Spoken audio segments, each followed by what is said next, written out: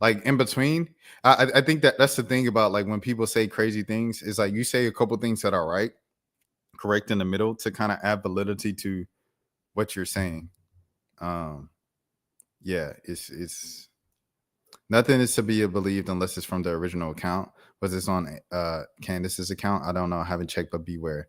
AI avatars can be made from the phone. It's not to be trusted. Do you believe this just started recently? My first thoughts as well.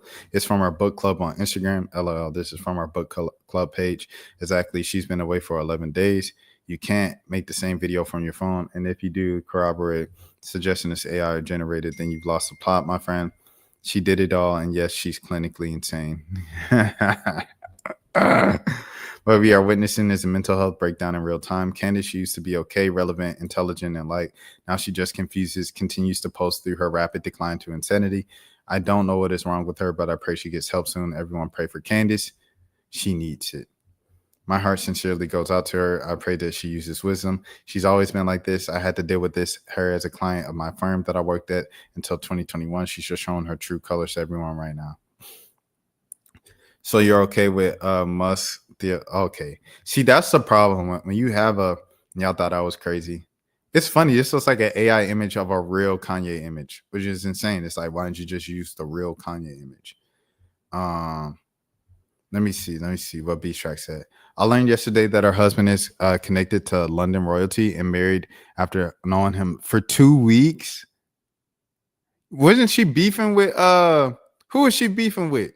She was beefing with the Paris royalty folks, right? And they sued her. Dang, so she married British royalty after knowing him for 2 weeks.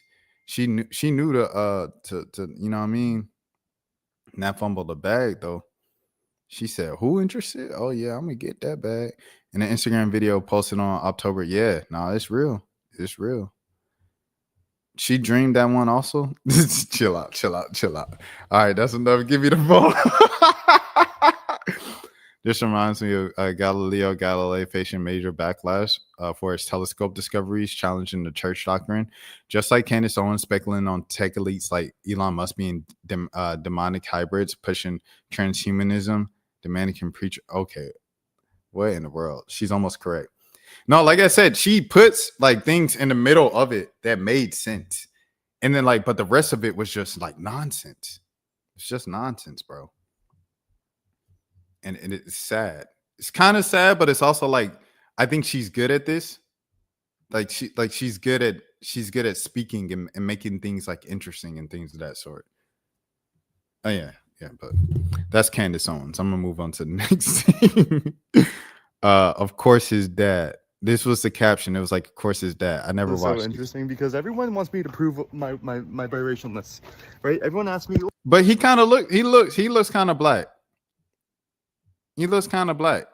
Being biracial is so interesting because everyone wants me to prove my biracialness, right? Everyone asks me, "Oh, let me see pictures of your dad. Let me see pictures of your mom." But I don't have to prove anything to anybody.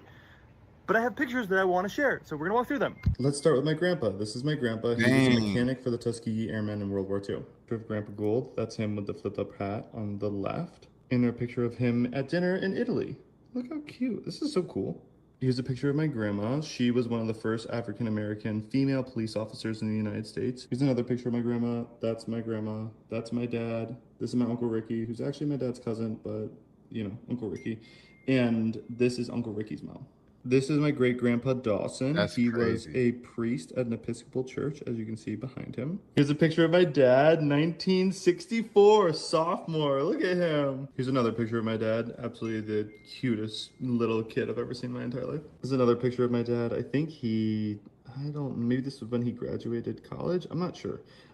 This is my grandma, Uncle Ricky, dad, and my Uncle Ricky's mom. Now here's a picture of me as a kid with my mom and my dad. Look at stop. Here's another picture of me and my dad at the beach. You can tell I'm having a terrible time. And another picture of me, my mom, and my dad. Oh my god, I used to call myself the ring bearder or something like that. And here's a picture of me and my parents on vacation in Colorado. But I just want to say I'm happy to be able to share my family and my lineage with you because it's not something I've ever really delved into. My dad always told me that I stand on the shoulder of giants, And I just like, as I'm going through this and seeing pictures and talking about my grandparents who I'd never met, and He just because never they met his passed away before grandparents. Oh, they must have passed away. Rest in peace to his grandparents. met, and just because they passed away before me, and knowing that Okay. I'm related to them and related to such amazing Black history while also being extremely white presenting, brings up a lot of just dissonance within me, because I want to begin to explore that, and I'm finally happy that at 32 years old I am able to explore that. I'm able to explore it in a public place, which feels really vulnerable, but I am honored to have the opportunity. So I love you. Thank you for listening. I'll talk to you later. 32, like his dad ain't tell him ever, like, did you know your great granddad was a Tuskegee Airman? Of course, his dad was the one that never mind. When she saw how like he was, I already knew. Child, I rolled my eyes so hard. I'd be willing to bet money he's and no, okay, bro. Okay. Okay. No. We gonna move on to the next thing. I ain't gonna read this conversation. No. I wanted to shout this out, man. This is a very important thing to me. The Black Vegan Restaurant in Chicago. It's one of my favorite restaurants in Chicago and things of that sort. Shouts out to Vegan Roll Cafe as well over there. Brother Israel and stuff like that in the Inglewood community on the west side of Chicago, things of that sort. They had to shut down, bro. The Black Vegan had to shut down, and it's important why. Here's a message from Starla Rucker herself and things of that sort. Shouts out to Star. That was my dog. Like, man, hospitality, everything like that. They said, come on back time. Anytime you come to Chicago, make sure you stop by, show some love. We need that. The food was good too. We need your love right now. After 5 incredible years in Little Village, the Black Vegan Restaurant will be closing this location at the end of the month. That's just 9 days away as we prepare to move to Riverdale. Our hearts are heavy. Since the ICE raids began, our sales have dropped dramatically. Most of our support comes from the same beautiful community, now too afraid to come out due to the racial profiling. We understand that fear, but it's been devastating to our small business. Even through it all, we decided not to give up. We launched a project, OWA Street Vendor Appreciation Month, an initiative where we sell products from all local street vendors inside our restaurant and let them keep 100% of the profits. We wanted to go out pouring back into the same community that's poured into us. Then this morning, we woke up to heartbreak. Someone broke into our restaurant, shattered both glass windows, even though one was unlocked, and they took things we simply can't afford to lose right now. Because we had just canceled our insurance while preparing to move, nothing is covered. If you've ever loved our food, our mission, our energy, please share this post, send love, or donate anything you can to help cover the repairs and losses so we can keep uplifting others. You can always support us from ordering from our restaurant and shopping our street vendor products, which will be live on our website, shopblackvegan.com. We'll be featuring a new vendor every other day, so every purchase directly supports the local families trying to rebuild. Donation handles rcunlimited at gmail.com, srecord123 at gmail.com, PayPal 773-639-0896, Cash App Put Love First 88. Please keep us in your prayers, keep spreading love, and keep showing up for each other. Even through heartbreak, we still chose purpose. It's crazy, bro, that they had to shut down, you know what I'm saying? And the folks are scared to go. I don't understand. We've been to your location a few times in the past. You have old signage hanging and a very small sign that says the Black Vegan on the glass. I visited before and after the robbery. Once inside, after walking back, it doesn't appear to be there's a real kitchen. ICE didn't stop me from returning to your setup. It feels like you were hiding in plain sight what I don't know. Much success. That's crazy. As a Black woman, I don't think you would be the most qualified to understand the impact ICE has on your safety in traveling. I don't know what your intention is or where your heart is and the rest of what you're saying, why you feel the need to put that energy out here, but enjoy your day. Thank you for coming. If you're interested in those most impacted by ICE, you're more welcome to support Project Oya, where we use our Black privilege to sell products to those who are most racially profiled by ICE. Salute, bro. And in regards to the part about there not being a real kitchen, we ask God to put us in a position to where it help people where we did. A mustard seed is just that. It may not be impressive or real, but what I can assure you is that God is pleased. The comment didn't seem to be out of love or a good energy. I perhaps take that your season may be tough and your reply could be reflecting that. May God pour love into your heart so it reflects love in what you do. Facts. ICE didn't stop you. What's your point? She's a young black woman trying to succeed, and the only nutcase like yourself would come in here with negativity. Stay off her page, you goofball, and I'm being nice, hiding in plain sight. This may be your child, so don't play that stuff. If you are not here to encourage her, then scroll the F on. You better say that. I rock with the black vegan. Like I said, the food was good. Stars, good people, everything like that. And it's a shame, you know what I'm saying? Like, it's just different things. And we have some stuff coming up on the channel, bro. We have some stuff that I'm extremely excited for. I'm proud of that I'm setting up. We have in the works. Hopefully we can get it done within the next couple of days. I'm proud, first of all, yesterday, give it up. Yesterday for the guests we had on. B Green, I had the exclusive, the first ever interview of B Green's brother, Don, on camera and stuff like that. 14 days after he lost his brother. You know what I mean? So they're going to be doing more interviews and more media coverage and stuff like that over the next shoot. We don't know how long this fight is going to go with them in Atlanta and stuff like that, my hometown and everything. But I'm so glad that they trusted me to come on here first before any other outlets and stuff like that. Shouts out to Jimmy Hill, my dog, for sure. Friend of the channel for sure. But yeah, I have some other cool stuff coming up. But with ICE in particular, and the discussion from immigrants' perspectives, you know, because, and I'm probably going to repeat it in that video, but, you know, it's just as simple things as like talking to my friends from high school and catching up, you know, wishing their kids happy birthday and, you know, how's life been, this and that. What did you do over the summer? I tell them I went to LA for the BET Awards, and, you know, it was nice to go out to LA, and they were asking how was LA. And then, you know, when you tell them how it was and how it's always been, then they respond, oh yeah, we not really going to LA right now. We would love to go, but it's probably not the best decision and the place for us to go to right now. They're living a completely different life than I am in the same country, and we grew up together. Like, we went to middle school together, we went to elementary school together. America is really all they know. You know what I'm saying? And but because their parents brought them here, you know what I'm saying, at a very, very young age before their memory could even fully form, they're considered illegal aliens and numbers and people who aren't even people, you know what I'm saying, by the powers that be and things of that sort. And it's a sad thing, you know, to where it's affecting businesses and small businesses across the country. Many, you know, companies like the Black Vegan, you know, like I said, one of my favorite restaurants to go to when I'm in New York and stuff like that. I mean, in Chicago. So, you know, just keep that in mind of some of the realities and the lasting impacts that this has on multiple levels to multiple people across the spectrum of Americans, bro. Prayers up to all those affected by ICE, including Black Americans too, because Black Americans getting tackled and all that by ICE agents too, bro. So tough times, but, you know, just, I don't know, man. I don't know what to say. Like, keep your head up. I don't know. But best of luck, bro. Speaking of America, here's an American who lives in Japan.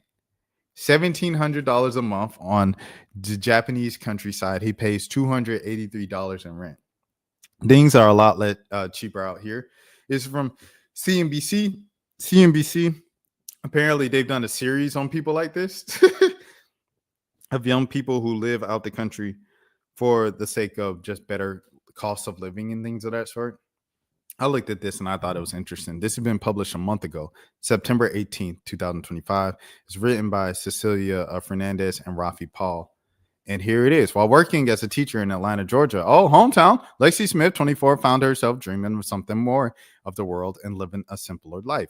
Quote unquote, I wasn't quite loving the school system, from having an overbearing administration that didn't appreciate me to having a hard time living on my salary, Smith told CNBC. Make it when I found out that I could teach abroad for a much easier life and ability to see much more culture, I had to jump on it. Smith started looking for the possibility of going abroad to teach English and working with a company called Explore Asia, an organization that helps people get their TEFL certification to work and study abroad.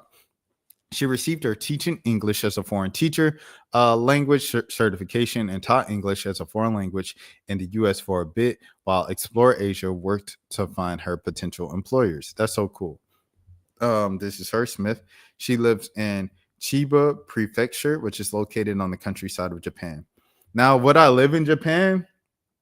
Probably not, bro, because the language barrier. And then it's like, I couldn't do it. I visit Japan for sure. Like I go out there for like 2 weeks or something, maybe even a month. Like say I did it for like the month of June one year. I'd do that. But I ain't gonna live out there. Now I'm cool with that. I love home too much, bro. I love the United States and I love Atlanta. I love the South too much, bro. Eventually, Smith landed a teaching position at Ekaya, a private language school focused on conversational English in the Chiba prefecture of Japan, and moved in March of this year. My interest in Japan began with anime, like a lot of other people out here, and I'm a big foodie. The opportunity to eat ramen and sushi.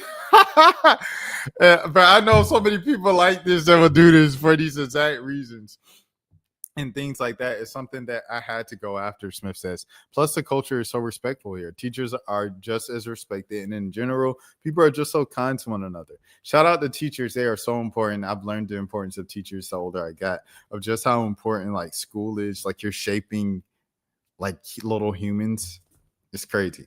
Chiba Prefecture is located in Japan's eastern Pacific coast on the east of Tokyo. It is about a 4-hour drive from the country's capital city. Jeez Louise. Living in the countryside of Chiba Prefecture has been quite different than Tokyo. Things are a lot cheaper out here. The culture is more respectful. And what you see when you look around is rice fields.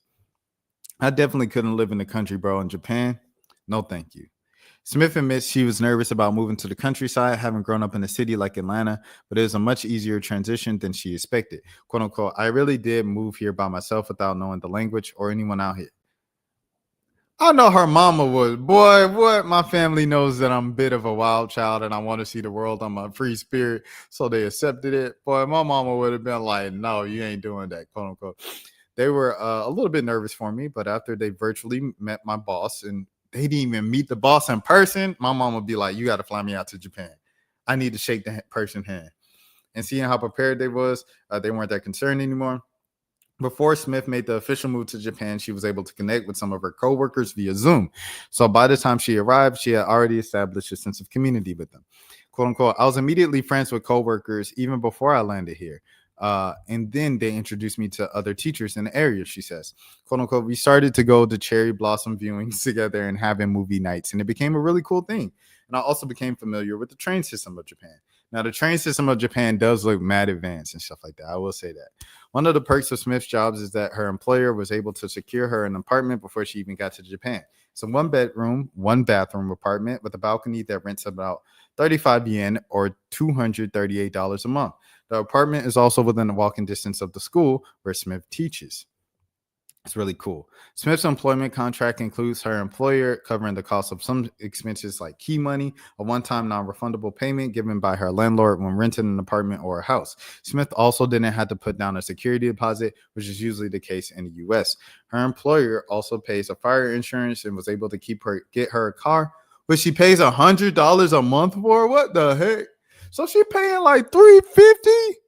Their apartment also came with a portable washer in her bathroom, and she uses the balcony to dry her clothes. Now that I'm not rocking with, I need a dryer now. See, I was living in Mississippi now, right? And I first moved in, and it was like you could get a washer and dryer in here for an extra $1,800 a month, or it was like $500 a month or something. I said, nah, I could do without that. It's a the things you do to cut costs when you're young, bro. I could do without that. It's a laundromat down the street. So, every time I had to wash clothes, I go over to the little Walmart, use my card, get the $20 cash back, and then use that cash back, the $20 to buy like a pack of gum. And I break that down even more to go across the street to the laundromat. And I put that money into the little change thing, and I get my money in quarters, and then I go do the laundry, right? Everything was cool. A bit inconvenient going down the street every single time I needed to wash clothes when I wanted to multitask or do something else. But okay, it's a nice way to get out the crib and stuff like that, get some fresh air and, see the people watch, put on my headphones and just people watch for a couple hours. It was cool. It was nice, being broken down to that level of simplicity and kind of old school going to the laundromat like we did before we had washers and dryers in our house, right? In the late 90s and things of that sort. So it was all good. until the pandemic hit. The pandemic hit, you can't leave the house. You know what I did? I thought it'd be a smart idea to get a big old thing of washing powder. I'll clean the tub, right? I clean the tub, right? Scrub it, everything like that. Make sure there's no ring in the bathtub. It's not dirty, it's clean. Then I would put up the stopper. I would pour, bro. I'm so serious, bro. This is what I did. This is how I was living for like 5 months, bro. No cap. Pour the little clothes detergent in the tub. I fill it up. It had the little bubbles. I throw my clothes and everything in there, and I hand wash it like this, scrub it, everything like that, and then I hang it on dryers, bro, all throughout the crib, bro.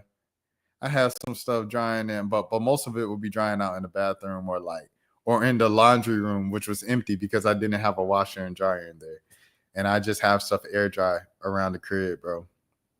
After doing that. And then, this is how everything ended up finishing and stuff like that. We had a new sports editor. Shout out to Josh Capers. He now works at ESPN. He's been working at ESPN the last couple of years. He's with the NFL department and stuff like that. Josh Capers came in, and his apartment already had a washer and dryer. So he brought his washer and dryer down from like Kentucky or North Carolina, where he was moving from. He was like, "Anybody need a washer or dryer?" I said, "Yes, bro." He said, "So you just have to pay for the people to move it into your apartment."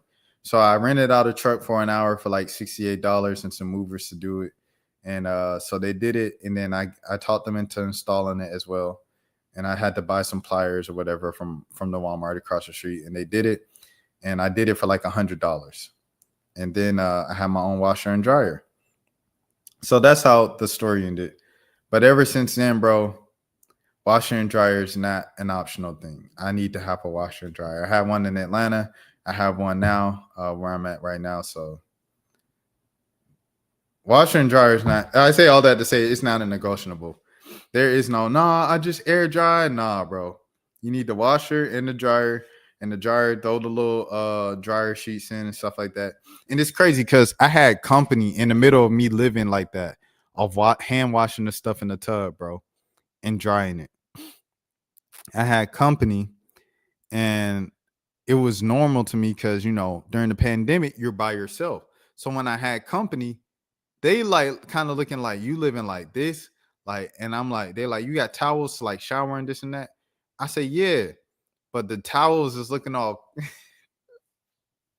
they looking all stiff. I wouldn't say crinkled up. Crinkled up is crazy, but they're looking stiff. You know what I'm saying? Because they were air drying, bro. And they were like, nah, they refused to take a shower there, bro. Like, they literally got a hotel. It was bad, bro. But I didn't realize, like, what happened until after the fact. Because they wouldn't tell me, you know what I'm saying? That I guess they didn't want to hurt my feelings. But it's like, bro, if something like that with your friend or something, please let them know. Just tell them, bro. And yeah, so it was a bad thing. And I say all that to once again say, it is not a negotiable. You need to have washer and dryer in every crib you're in, bro. For sure, 100%. The apartment also came with a portable washer in our bathroom.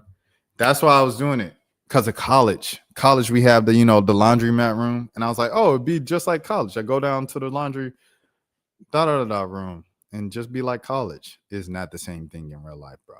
Unless you have it in your complex and you live in an apartment, that might make sense. But really, it's like, if you can afford the couple $100 to get a washer and dryer, just get the washer and dryer, bro. The apartment, one of the unique aspects of the apartment is that it comes with an emergency bag containing items like a safety helmet needed in case of events like a tsunami, a fire, or earthquake. For real this time, finding work-life balance in Japan. As an English teacher, Smith's typical workday consists of teaching from 3 p.m. to 8 p.m. She teaches 5 to 7 classes a day, ranging from students of 3 to 73 years old. Dang. Classes are one-on-one or two-on-one, and they are 30 to 40 minutes long. She earns about 250,000 yen or $1,700 a month from her teaching jobs, according to documents reviewed by CNBC Make It. So she doesn't get paid that much, but it doesn't cost that much to live. The mornings, I really have them to myself. Since I don't have to go to work until 3, it really just feels like almost 2 days in one because of that. I love my work-life balance here in Japan. I have full flexibility to do what I don't want in my classroom, so it doesn't feel like a high-pressure environment. Hey, shouts out, man. I might need to go to Japan. You know what I'm saying? Smith's work-life balance in Japan is a stark difference from the one she had in the U.S. and America. The 24-year-old teacher had to have multiple jobs to make ends meet. She even was working as a teacher at 2 different schools at the same time. In America, I was working at schools there. I would be there for 10 to 12 hours a day, working very hard and sometimes skipping my breaks because kids needed me and there was no one else to fill in. I remember countless times asking other teachers to watch my kids so I could run to the bathroom. It was rough. Plus, I had to work extra jobs just to get some type of get by in the States. Whereas here, I can get by on a full-time job teaching English. In Japan, some of Smith's other monthly expenses include water, gas, electricity, health insurance, and groceries, which approximately cost $376 a month. It costs more to do all that than it do to have the car and the thing, which is, I guess, is everywhere, huh? Smith has been living in Japan for about 6 months and says her biggest challenge is not yet being fluent in Japanese. Girl, you better go back home. Because of her job, she mostly speaks English, and she's surrounded by people who speak English as well. When she needs help on things like going to the post office or getting an appointment at City Hall, Smith enlists the help of her boss to do all the translation. Though Smith is enjoying her time in Japan, she already knows she will move back to Atlanta at the end of her 1-year contract. Oh, so she knows. There's a big part of me that wants to stay longer than a year in Japan, but there's so much of the world to see. As much as I love Japan, I can't wait to expand myself to the rest of the world as well. I know her family, boy, be like, Charles, back outside there. What you doing there? I miss my family. We're really so close knit. I know you do. It's really hard being 7,000 miles away from them. But also being a Southern girl, I miss the soul food so much. I know you do. Japan food is great, but there's nothing like a good collard green at the end of the day. I bet there isn't. Smith still isn't sure that she'll do when she moves back to the U.S., but she's considering pursuing a graduate degree or return to teaching. I'm not quite sure what the future holds for me, but I'm excited to take whatever path it has. Sharing her life in Japan on social media. One way that Smith is making sure that she gets the most out of her experience of living in Japan is documenting her journey on social media, which she started doing 3 months after relocating. I decided to start sharing my experience because people don't know what regular life is like. I feel like Tokyo gets a lot of viewership, but a lot of Japan is in Tokyo. A lot of us live on the countryside. She said us. I know that's right. In the countryside and live regular lives. I wanted to share that with the world. A lot of people are thinking about leaving the States, and I wanted to share my perspective in that too. As a Black woman and as a young person who might not have had their whole life figured out yet, I wanted to inspire people that they could do whatever they want to do. I love building more of a community of expats. Or living in Japan really costs like, let me see. Payday today for me, but I also got new bills and taxes and other financial information. Hey y'all, I live in Japan, and not only is it payday today for me, but I also got new bills and taxes and other financial information to share with y'all and totally expose myself. So please be kind in the comments. For some background information, I live in the countryside in Japan, not much to do around here. It's about 3 hours from Tokyo. I work as a conversation teacher about 4 hours a day, 5 days a week. I get paid in all cash, and payday is once a month. For rent, I pay 35,000 once a yen. month is crazy though, I ain't gonna lie. My car payment is 15,000 yen. My internet is 3,000 yen, and yes, it's slow. My water's at a fixed rate of 1,000 yen. My electricity this month was 9,757 yen. It's gonna be lower next month though, for sure, because I stopped using the AC so much. And gas was 3,459 yen. So my income tax was 6,960 yen this month. My employment insurance was 1,375 yen this month. Health insurance for the year is split up into like 8 installments of $14. At least that's what it was costing for me. So I paid it all up front, but I'll include it in the monthly bill. I also paid all of my health insurance taxes for the year last week, but it was $2,000 for this month. As far as groceries, I'll put the exact yen on the screen, but it's $50 a week. So $200 a month. I love eating. Sorry. My job does pay for my car insurance. Not my car payment, but my car insurance. My job does pay for. Otherwise, that would have been 150,000 yen over 2 years, I think. My labor insurance is also covered by the school. Quick edit, I've lived here for 5.5 months, and a lot of the taxes are based on your Japanese income that you were making the year before. Since I wasn't here the year before, my taxes are pretty much as low as they can get. On to salary information, the salary for teachers in Japan varies greatly. This is because different regions have significantly different costs of living. On top of that, the program that you choose to sign with makes a huge difference. How huge? Well, some programs will pay for your flights to Japan, like fully reimbursed. They will give you a card to use for free. They will pay for half of your rent. Meanwhile, other programs will only pay you $600 a month in Tokyo. So you can't really know what to expect coming to Japan salary-wise by asking someone who's here, to be honest with you. I know teachers who do make $700 a month, and I know others that make over $2,000 a month. Personally, I make 250,000 yen per month. And I did know about that in advance when I signed on to my job. Other people are surprised because their programs don't tell them what their pay is until they sign on for some reason. Also, I find out new things about living in Japan every day. So here's to learning together. If you have questions about banking in Japan, I've already made that video. If you want to see my apartment tour, I'm actually making a new one since I've set up a little bit more, but not too much. Again, I know this life isn't for everyone, and it's definitely not meant to be. I'm just sharing this to help you be more aware of the world and what other people's lives may look like. Please be kind in the comments, and I'll see you next time. Bye! Hey y'all, I live in Japan, and not only is it payday today for me, but I also got new bills and taxes and other financial information to share with y'all and totally expose myself. So please be kind in the comments. Hey y'all, I live in Japan. Okay. Yeah, it's not for me. It's not for me. I'm gonna teach you how to drive in Japan. Out of curiosity, how many car accidents have you been in? Red light, you cannot turn. Also, if you're coming up to a railroad crossing, you have to stop before going. The drinking and driving limit is 0.00. So even if you had wine last night, technically you're not supposed to drive because your blood alcohol content might still be too high for you to properly drive. Yeah, I ain't living in Japan.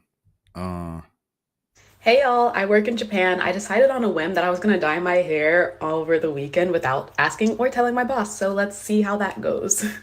Hello. Hello. Hey, how was your weekend? It was good. It was boring, but we're still here. Yeah. It's raining. There's nothing to do. It's going to be like a long holiday for us. I know. Looking forward to it. Okay, see you. Okay, so obviously he didn't notice the first time I was in his office, funny enough, but he just came into my room and told me how much he likes it and that it looks like Halloween colors. So great success. Hey y'all, I work in Japan. I decided on a whim. Hey. So guys, this Japan grocery vlog is going to be a little bit different. Why? Because we only have 2. I bought it with good money. 5 small bananas. Oh, yeah. Here's what to and what not to get at 7-Eleven Japan with little to no explanation. Let's go. I think I deserve a follow for being the best big sister in Japan. So if you could kindly do that, please. Thank you. Yes, he definitely deserves some money for this. Documenting this. What's up, everyone? It's Lexi B. I live in Japan, if you didn't already know, and we just hit 30,000 followers, which usually means that we're going to eat a sweet treat, but I actually already ate our sweet treat off camera because it was going to go bad because it actually took us a little bit longer to hit 30K than I thought, but I do still have something for us. It's going to be a Q&A. We're going to do a Q&A. Please, in the comments, ask whatever questions you have about this pizza in Tokyo has won so many awards and is the favorite of Naomi Osaka. Let's see how it is. The wait for a 2-person walk-in when I got there was 4 hours. Loners like me, though, only 20 minutes. I already know how y'all are. And I really enjoyed it. It was ever so slightly salty, but Hey, y'all, it's Lexi B. I heard you want to see what my apartment looks like in Japan, so come on. But first, give me a follow if you want to see what regular life is. It's such a blessing that I have a walk-in closet. So I use all the space I have. That's a nice 3 burners on my stove and no. Too small. But you don't need much when you're 24. I get it. You don't need much when you're 24. Japanese interview with a stranger. Is this gonna load up? It's gonna load up.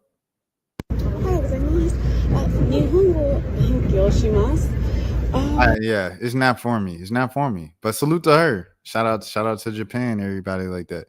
Since sharing her life in Japan on TikTok, Smith says the reception has been positive, quote unquote. A lot of people who live in Japan do see themselves in me. They feel like that I'm sharing authentic Japanese experience, and that means a lot to me that I can create visibility where it might not have otherwise existed, she says. And for the other people who look like me, they feel like they can be empowered and they can do that too. I feel like knowing more about a place that you're going and seeing other people doing it can take away some of that fear of doing it more. Salute to her for like her what you calls, bro, her I don't know, courage and willingness to do this.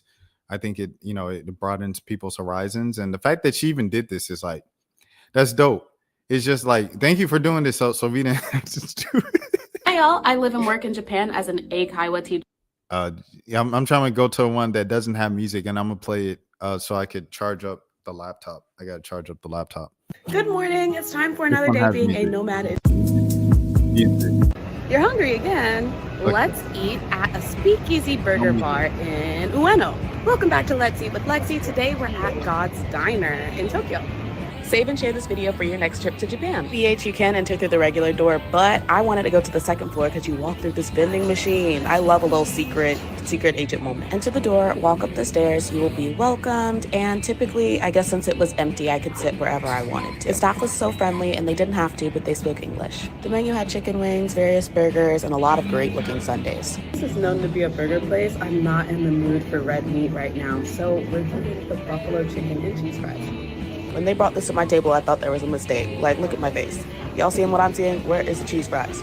Turns out they thought I said cheese bites because they have camembert cheese bites on the menu, and they served it with honey. So I went ahead and tried it anyway. I didn't tell them about the mistake. They actually rather liked it, so no worries there.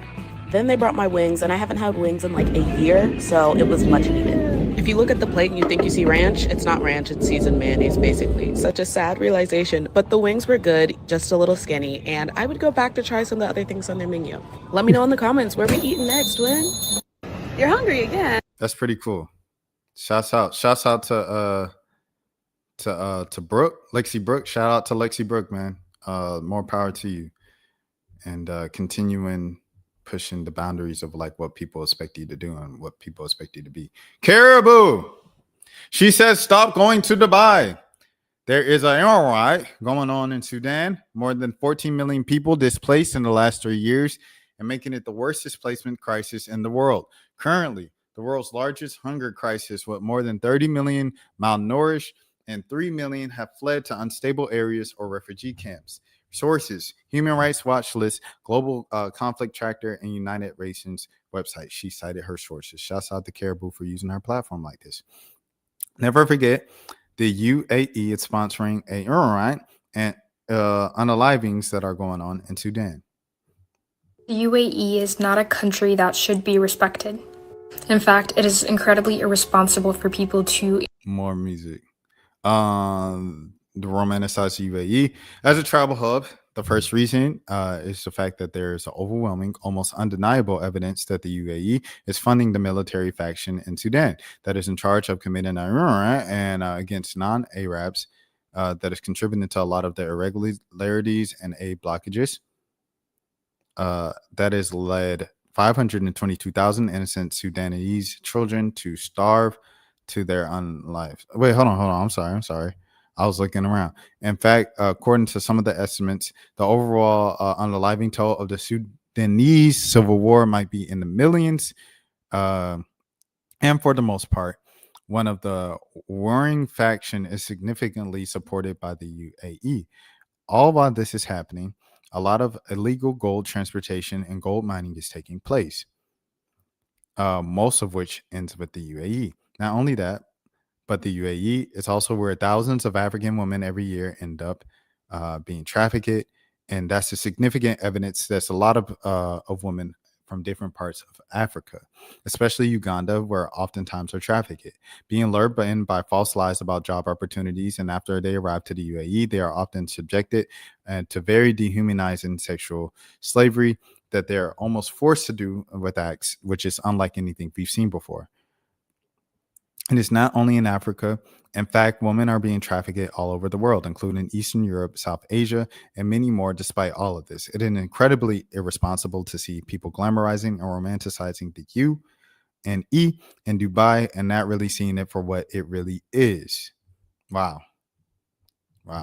And people go there all the time. It's like little things. It's always the... She said, whoa, no. Malnourished. And that's what she said. They're starving.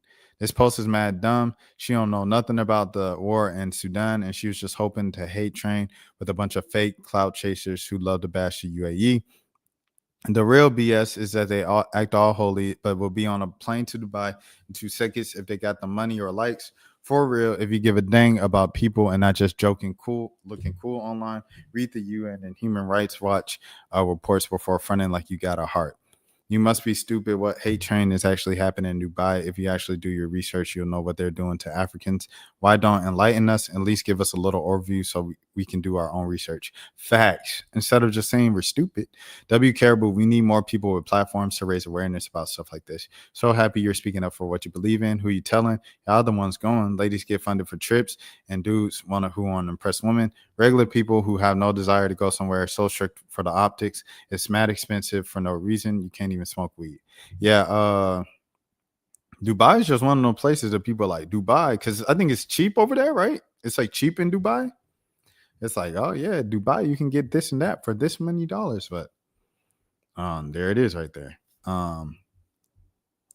Something to look into. But shout out to Caribou for even trying. She's even trying, 9 to 5 versus streaming.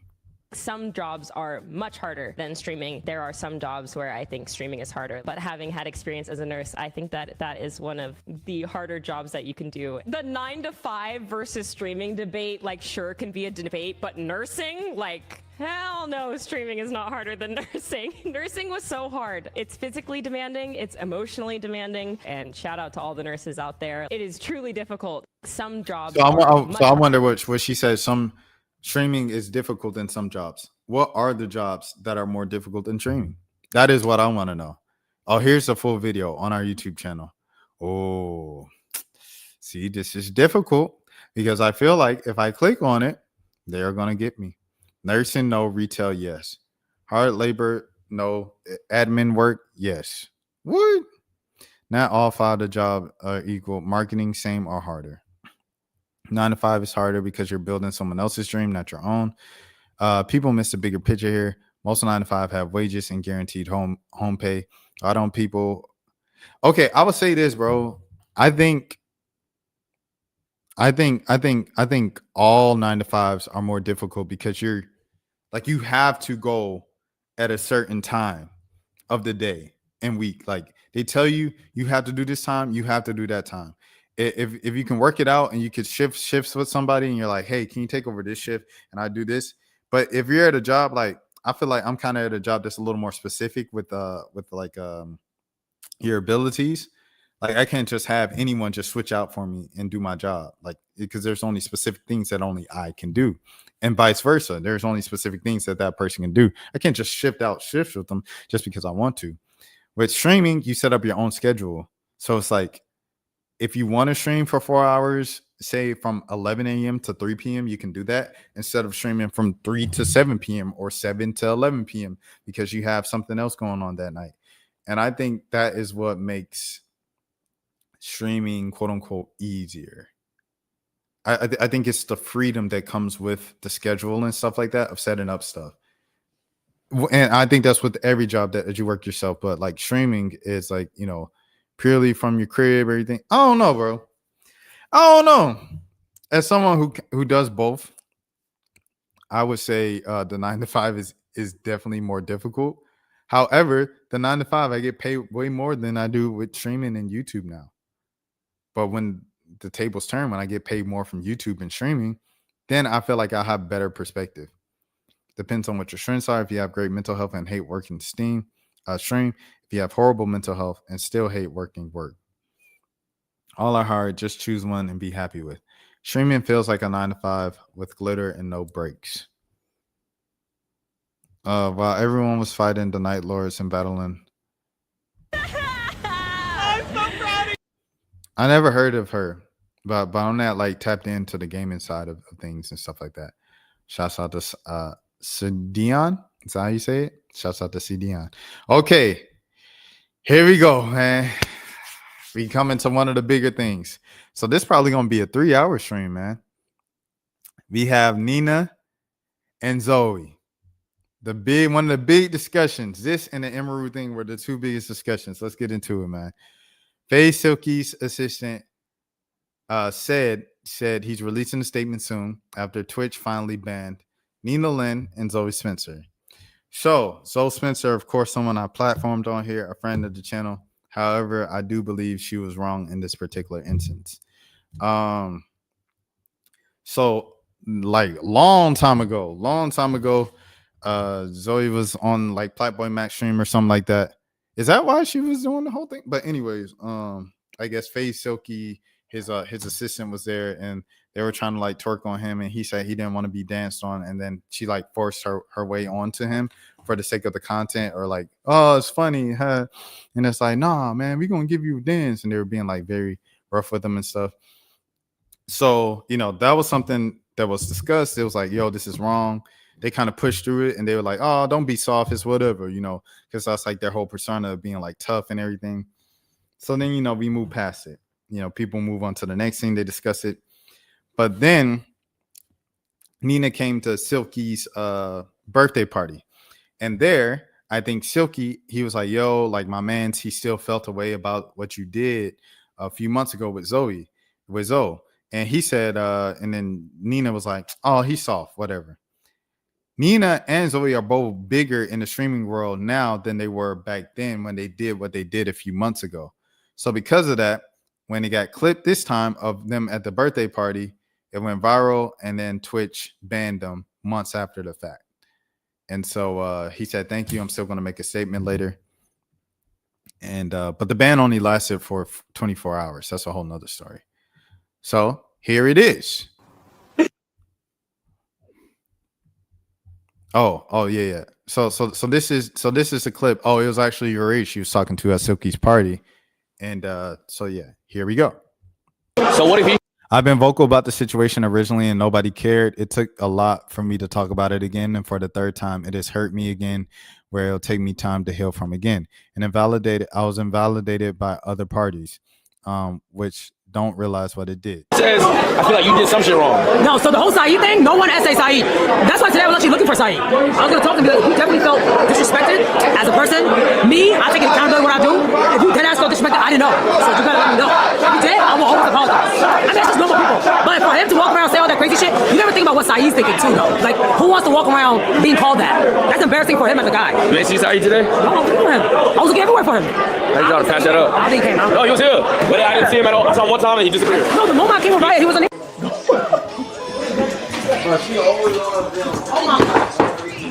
Oh my God. Saeed. I'm unmuted. What's Saeed, come here. No, you can't. No, you can't. 23, No. he's consensual. No, he's not consenting. Yes, he is. He's not even saying nothing.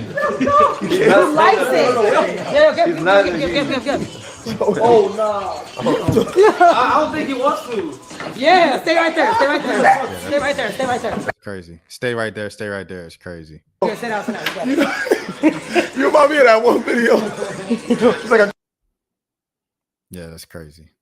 Yeah, that's crazy. I'm not gonna lie. no. You trying to block the nigga from getting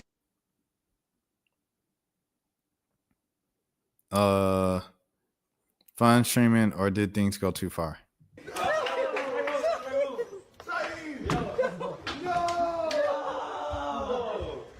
Oh, wait. They did this after the fact? Oh no, that's crazy, bro. That's crazy, bro. That's crazy. Now the first one, I'm not gonna lie. I looked at it, I was like, that's messed up.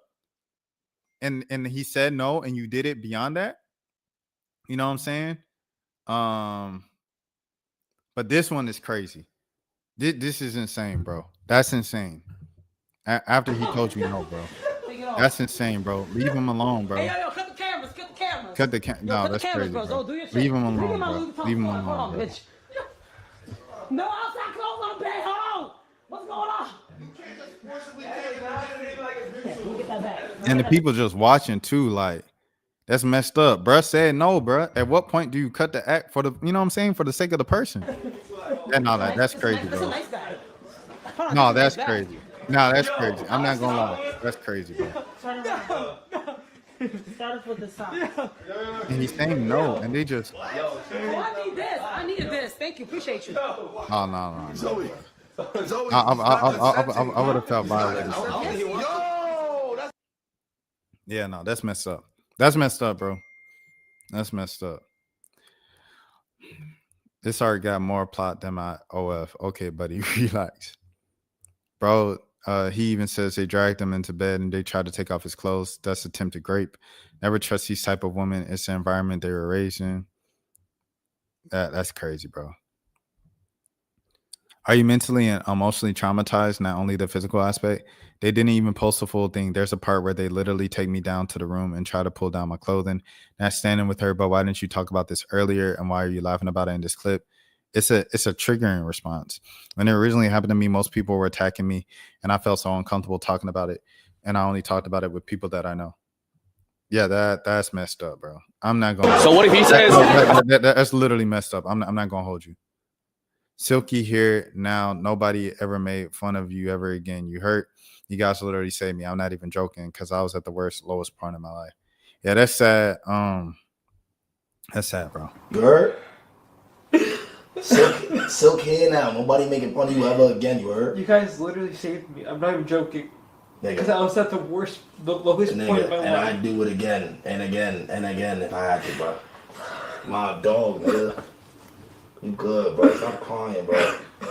You too tough for that now. Well, I'm not gonna lie. You're not too tough to cry. It's okay to let her out. But you good, bro. Hey, W mental health, Silky. Pull your pants up, boy. Saved me, Silky. Like, I'm not even joking. You saved me. I love you, dog. You saved me. You heard? Messed up though. That's messed up though. I ain't gonna lie. That's really messed up. I ain't gonna hold you. The first clip wasn't that crazy, but the second one was insane. Comment section is crazy.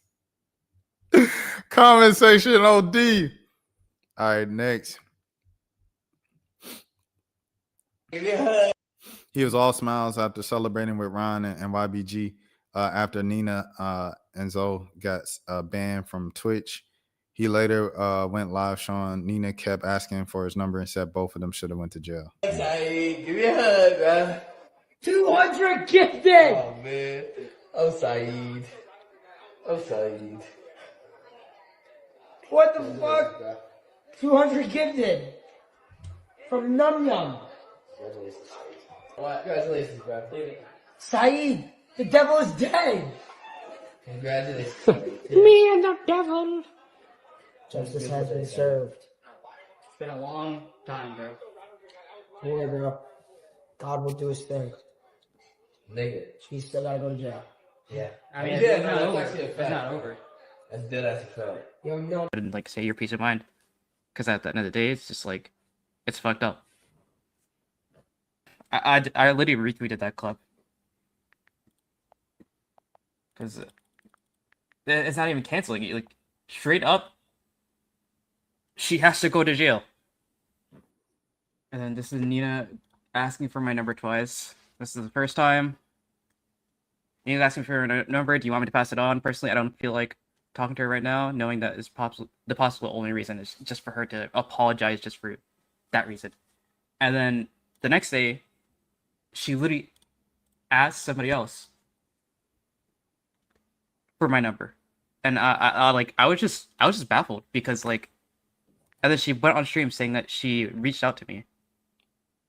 Like she went to go and reach out to me, and it's just like, what in your right mind thinks that like? I mean, she was okay. She was trying to reach out though.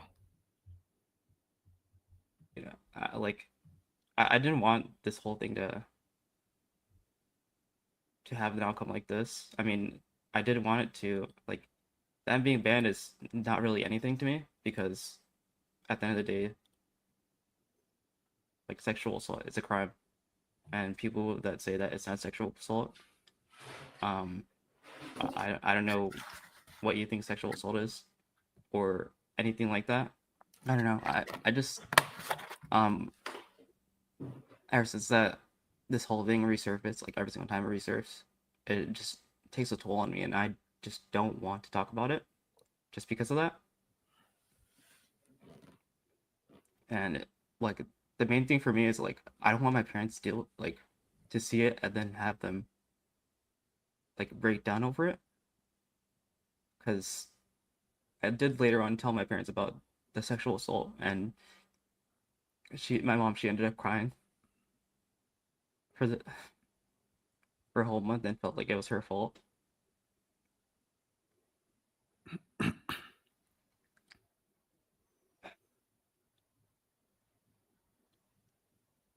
Because I do have a history of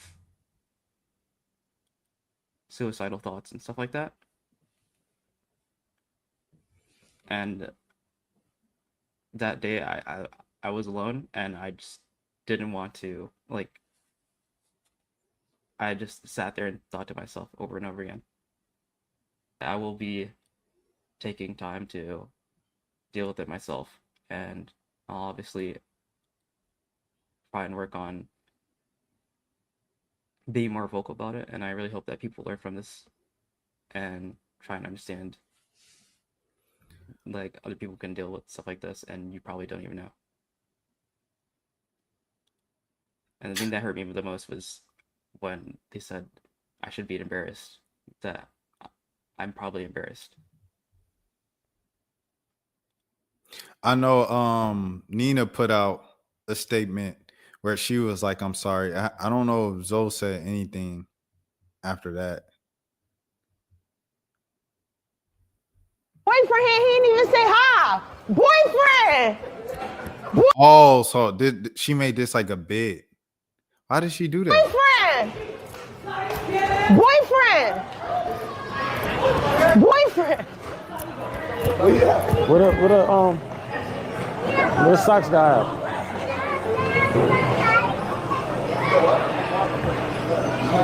He ran away. What's how he go? He ran away. Why did he run away? Because I was trying to give him a dance last night. And I'm gonna hold him down. You do it. okay. She said she gonna hold him down. Saeed, come. No. I'm not even gonna lie to you. It gets worse and worse with each clip I see, bro. Like because like when you see Saeed like react the way he did and stuff, and you like, okay, you know, you don't want to victim blame and things of that sort. But then you look at the clips and you're like, oh man. And he said it was even more that he's not even being shown. That's bad. Oh my God, you're the girl Saeed been saying so much about. He hasn't. Yeah. You've been talking about me. Get him. Leave him alone, bro. No, He do need a barber though. leave him alone, bro. With the kids. Get him. Get him. Why? That's bad. That's bad, bro. That's bad. I'm not even gonna lie to you. That's bad. He laughing again. It looks like everyone is playing around. If he's disabled or something, shouldn't his family let him in this environment where he can't defend himself? Next, there'll be guys smoking near him and he doesn't know he can remove himself. Take your time on G. She's so correct. He's dragging it. Men traumatized for twerking. But if he don't want it, he don't want it. And it's embarrassing, bro, to be honest. Like, it was embarrassing the way they was doing it, bro. Like, they weren't doing it out of like, oh yeah, they doing it. It was kind of like, let's embarrass this guy who looks socially awkward and stuff like that. Like, it looked like they weren't doing it out of good. You know what I'm saying? That's how I feel about it. That's messed up. Leave the kid alone, bro. All right, we just saw that one. Okay, let me see the next one. So basically, this girl and her nasty ass friend decided to be some Cardi wannabe ass ratchet hoes and go and harass this guy on stream, sexually assault him on stream, insult his masculinity when he said he didn't like it. And then finally, they got suspended by Twitch. I talked about it. XQC talked about it. A lot of people talked about it, and I'm glad about it. And you guys let everybody know. And this is I'd say a community accomplishment. This is a community accomplishment. We have two bad actor weirdo freaks that are out of the community, hopefully for good. Hopefully for good. If they come back, I'm going to bring it up again. I'm going to make another video about it again. And we're going to talk about how Twitch decides to unban people that do sexual assault, which is crazy. Who does that? And I'm not going to lie. Like, the thing from Nina and stuff like that, like, Nina and Zoe, they both need to do, like, they have to do like serious sit down, you know what I'm saying? Really address it. And then if you want to announce that you're taking a break, I even appreciate that. I know the ban is over. It was over after a day, and I know I had stuff planned, but this is something that needs to be taken seriously and this and that. And, just show people that you're serious about it. and then show the steps that you know you using to like work to change your behavior. Because it's one thing to be punished for it, right? But there's another thing to like just show different action, bro. Like y'all chased this man multiple times and kept making jokes about it, kept holding him down, kept doing that. Like that's messed up, bro. That's messed up. When he kept saying no, he kept saying no. You kept doing it multiple times. That's messed up. So anyway, that's what it's a collective W. Yeah, exactly. I hope that he presses charges, and I hope that something happens about this because, you know, people like this need to have some real accountability. Getting banned on Twitch is nice, but I'd rather people like this get banned from real life for a while too, because I think that's the right way to do it. We don't know necessarily whether it'll be, you know, serious or not, or a perma or not. So we know it won't be a perma ban. Hopefully it's at least 30 days. Again, if you don't perma people for sexual assault, like then why would you perma somebody? Like, because at that point, right, you think about everybody who's been permabanned, right? You think about Destiny, who got permabanned for saying like words, and you don't get permabanned for sexual assault, right? I mean, like at that point, it just blows the whole thing open. They can't wait for I hate to do that. Imagine if the genders were reverse thing. Well, no, you should always do that. You should always do that because like that tells you whether something's good or not. Because an action is good or bad objectively. It's not good or bad based on who it happens to. So like if you can reverse the genders or reverse the roles or reverse races or anything like that, and something sounds bad, that means it is bad. And yeah, that's it, right? And anybody that tries to act like, oh, well, no, it's more complicated than that. No, it's not. It's actually not. You're just trying to make it more complicated because you don't want to get into it, right? Nah, he's spitting, bro. I ain't gonna lie. Cause Speed got banned and he was banned for over like 2-3 years. They had to like beg for him to come back because he insinuated something that was, you know, that was kind of like grape, you know, and things of that sort with Ash Cash back on Aiden Ross E-dates like in 2021 and stuff like that. But he was like banned for like 2-3 years for that. Like Kai Cenat had to beg Dan Clancy to unban him. But yeah, you know. One is unbanned already, so yeah, it won't happen. Yeah, both of them was unbanned. They got banned for so basically this girl. But yeah, it needs to be taken seriously. I ain't gonna lie. But like they need to take it seriously. Okay, you come back, make a public statement, do a whole stream about it. You know what I'm saying? He said this is just unreal. That's what he said. Generally, so sorry, 40-hour unbanned for what happened to you is unacceptable. I can imagine the outrage if the roles were reversed, man. One day it's embarrassing. From Twitch, I'm sorry you got to deal with all the weirdos that think this is just twerking. Saeed, let's make a couple calls. That's kind of messed up. Not to mention Nina's temporary ban. Let me see what he said. This is just unreal. So that was that. Thank you. Gonna make a statement later. That was it. All right, let's go to the Hold on. Is there more? That's that. There's one more. There's one more from here, from this story. Nina and Zoe were temporarily. Hold on, let me. I gotta reshare to get the audio back. Give me a second. We're rebanned for essaying Silky's assistant Saeed. Nina Lynn has now apologized for our actions. It is really, really wrong. What we did was really wrong. He clearly was uncomfortable with it. But then she said the embarrassing. It's like, why'd you say that? Y'all remember when Silky's assistant Saeed broke down and he thanked them? Yeah, that's sexual assault in 4K. It's sexual assault in 4K. Oh, he's smiling. He liked it. Okay, then flip it. Let's say your agent Silky are putting a girl in a chokehold and then humping her. Yeah, that's crazy. No, that's crazy. That's crazy. It gets worse. I haven't seen this clip yet. Because that's not the bad part. The nigga's running away in fear. Nico is insane, bro. Sneeko. In fear. Sneeko is insane, bro. You trying to block the nigga from getting ass? He did not tell you that. You don't want it, bro.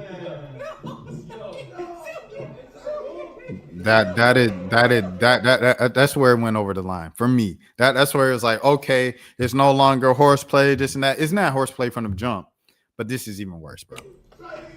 That's even worse. And then they chased him again the next day. Insane. And then everybody just okay. Now they take it for now. They're in the bedroom doing it, and they're filming it. Nobody even here thinks this is wrong. No one's even doing anything. Bro. Nobody in this situation thinks this.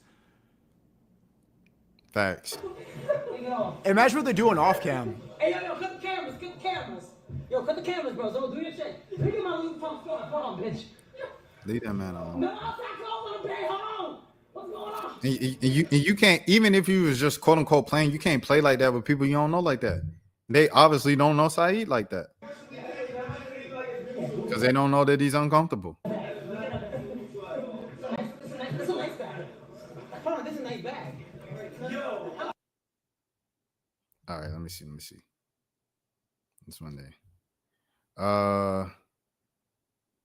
They're only gonna get a 1 week ban because they're in Clancy.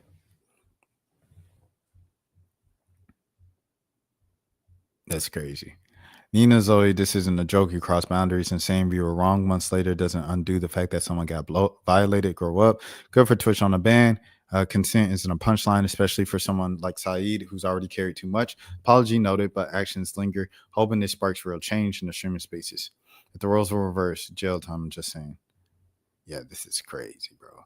Imagine if Silky had done this lawsuit drama. Facts. They still be talking every clip. They be talking about him. Like they wouldn't even like pay attention to the clips and stuff like that. I'm not gonna lie. And then if you ask Rashad, well, you still had her on your channel. I didn't know. I didn't know. I didn't see all them clips. This was the first time. That was my first time seeing the rest of the clips. I did see the one where it was the twerking and it was a thing. I remember that one.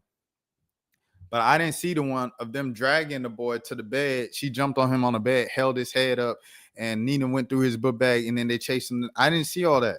I'm not going to lie to you. And I didn't see Saeed crying after the fact. I didn't see all that. You know what I'm saying? So, like, I ain't going to lie. That's on me, too. I got to take responsibility. That's on me. All right? You know what I'm saying? But Zoe, I just hope, you take this as a learning lesson. You address this seriously. You take some time away from streaming. And then when you come back, just change up your actions, bro. The same way you changed up your actions when, I hate to say it, Soul Illuminati, you know what I'm saying, kind of ended you, whatever the case might be. The same way you need to change your actions, come back from this, man, for sure. All right. Streamer of the year, man. Let's get into it, bro. Streamer of the year. The nominations, everything like that are open now. And I have to say, bro, like I've been talking to, other streamers and stuff like that on who they want as streamer of the year, Kai or Speed.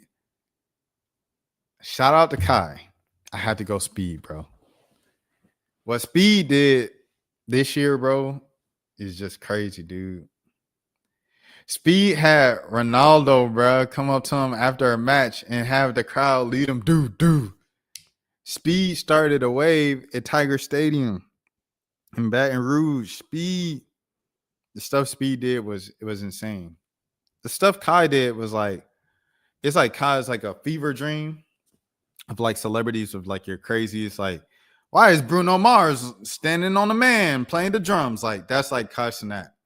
Speed is like, I'm going to go to a donut shop and make it the most entertaining thing in the world.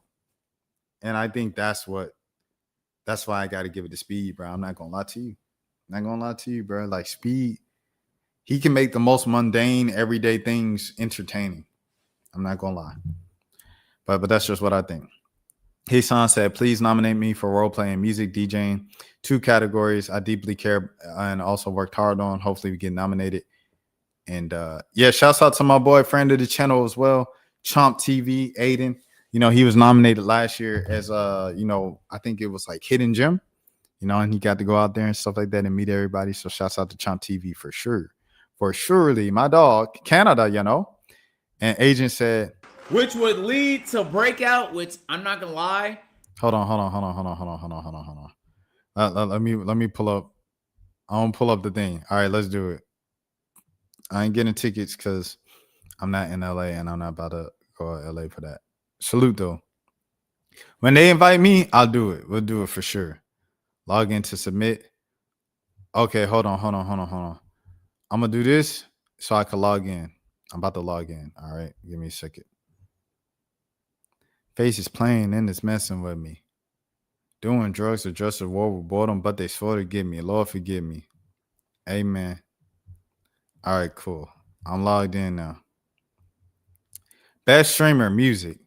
Best music content showcasing talents as singing, playing instruments, DJing, producing, composing, and more. Blackboy Max. I'm the real Blackboy Max. Hey, it's got to be Max for sure. 5-star, best creative art streamer. Streamer who creates art, food, drink, dance, ASMR, makers, and crafting content. I don't even know. I don't even know who does that. Because I don't watch people who do that. Like streamers wise, I watch like, the dude who be doing the little shorts. He be eating in his car. And, he got the little you know what he's saying? He got he get like chicken tenders, he'll dip it, and it'll just be quiet. I be watching those videos. I like him, but I don't watch no like streamers eating and stuff like that. Role play streamer, RP, most entertaining role play, GTA, RP. This could be Agent. This could be Kai. I'm not gonna lie, Kai and Speed. Who do I want to say, bruh? I'm thinking Kai, Speed, and Agent. I might go dang. And then what's his name? Phantom had the joint too with the GTA server. I think I'll go. Agent went to Hawaii, bro. I'm gonna go Agent. Agent 00, bro. I'm gonna go Agent. Okay, best MOBA streamer. This is like League of Legends, Dota 2, Pokemon Unite, Smite, and others. I don't think Lima plays League of Legends. Shout out to Lima. She plays like Fort and stuff like that.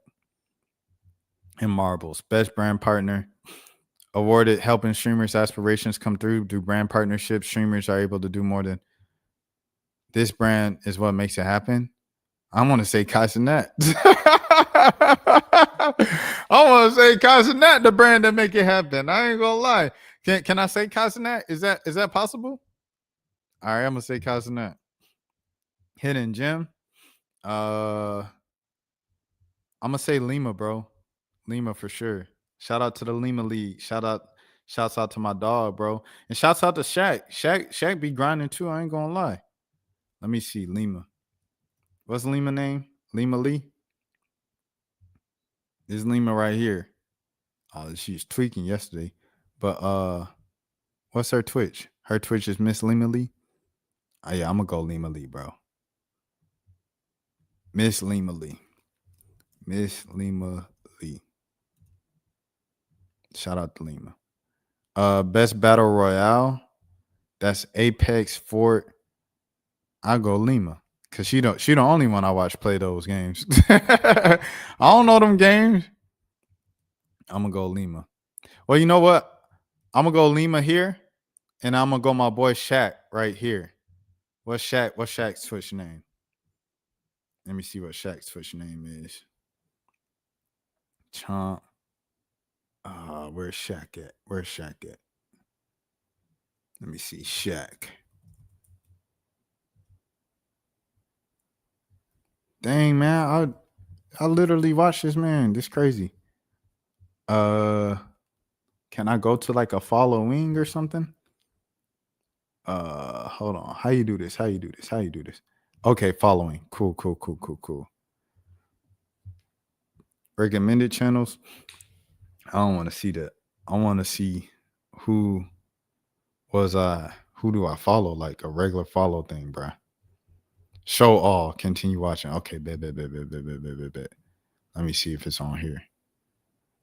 Okay, Chomp. Samaya. Trinity. Tapping in with Trinity. I didn't realize I tapped in with Trinity that much. Shout out Trinity.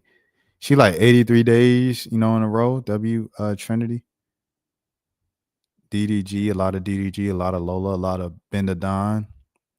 Kai, the other Kai was from Streamer University. I watch a lot of her. Thickney, I be checking her out. Ray J, Phantom, Malik. As you guys know, Miles, NPC Miles, Deja, Johnny, Agent, DDG, India Love, Thickney, DDG. Okay, bro, I'm looking for my boy. What's his name on here? It's like No Show Shack. It's like No Show Shack or something like that. What is this man's username? It's like no show. Is it the Shack Show? It might be the Shack Show. Why is it not pop? There it is, the Shack Show. This is my boy, the Shack Show. I'm gonna put him down for hidden gem.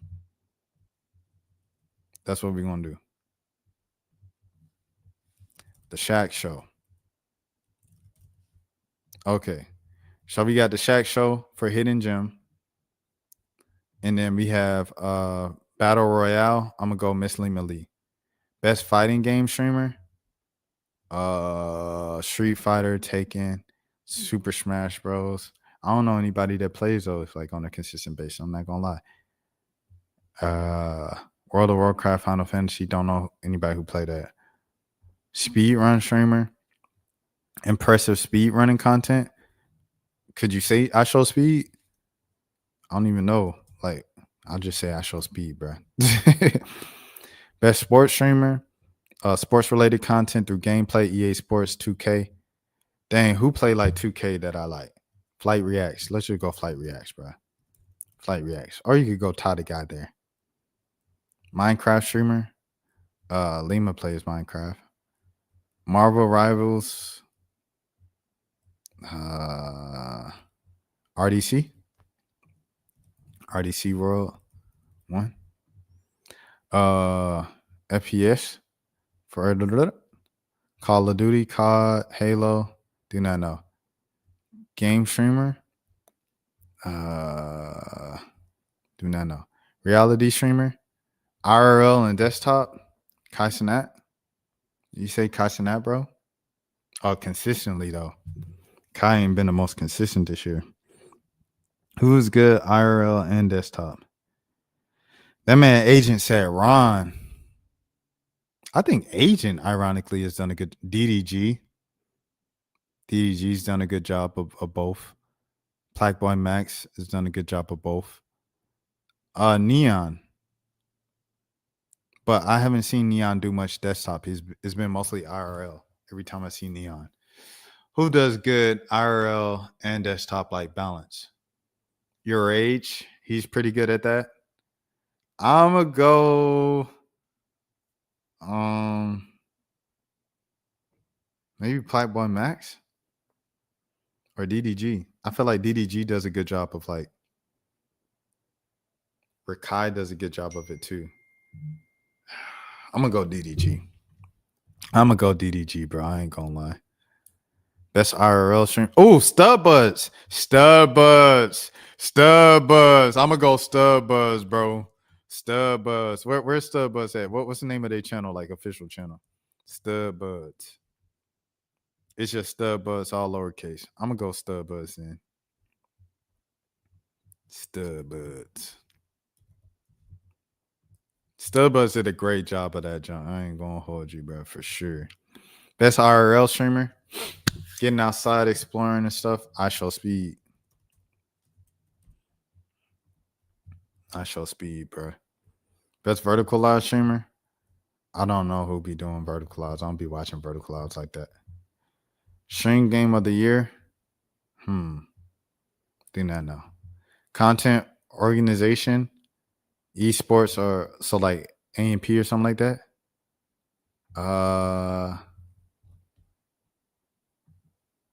Best group, AMP. Best international streaming, Tota. Tota. What's Tota name though? What's his name? Like his username. Tota. It's Tota Mac, AMC. Tota AMC. All right. We're going Tota. Best stream duo, because 2 is better than 1. Who streamed together that's really good? Who's a good duo, bro? I don't know a good duo off top. Speed and Kai? I feel like that's a big basic. It's pretty basic, but who's like you gotta have one. You can't have one without the other. Who's like that? That's so good. Like that's a duo. I remember Duke Dennis and Kai used to be really good together. They don't really, collab like that. Huh? Who's really good? A duo. It'll probably be one of the Clover boys, but like Clover is like 6 of them. Dez and Punga. I don't know. They stream with each other, but I'll say Dez and Punga. Dez and Punga. What's their Twitch names? Is it like BTB Dez or something like that? What's Dez's name? Dez. Punga. Oh yeah. Okay, we'll do that. Punga X Dez. Punga X Dez. We'll do that. All right. Best stream collabs. This award celebrates one-time, a limited-time collaboration, live streaming, recognizing how streamers join forces. Streamer University. Streamer University for sure. Marathon stream. I'm gonna go to iShow Speed Tour, bro. Speed USA Tour. That was crazy. Best streamed event. Oh, okay, never mind. That's Streamer University. So best collab. Probably Kai with Drewski and Kevin. Kai, Sanat, Drewski, Kevin Hart. Okay. Best streamed event, Streamer University. Let me see. Best stream series. Oh.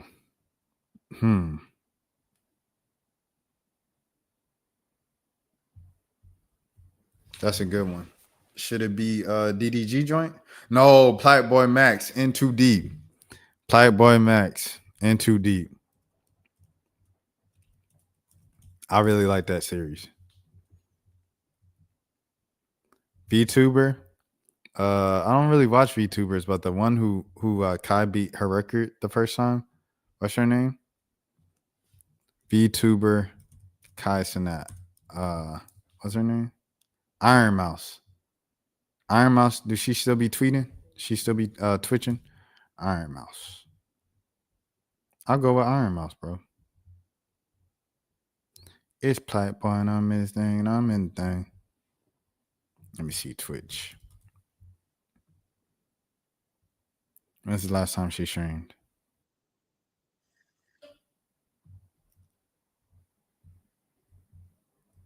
Six months ago. That's the last time she streamed? She ain't streamed? When the last time 15 hours ago. Okay, I was about to tweak out. Okay, I'm gonna go Iron Mouse in. Iron Mouse. Okay. Variety streamer, gaming content, and different stuff. Let me see. Who does a lot of stuff?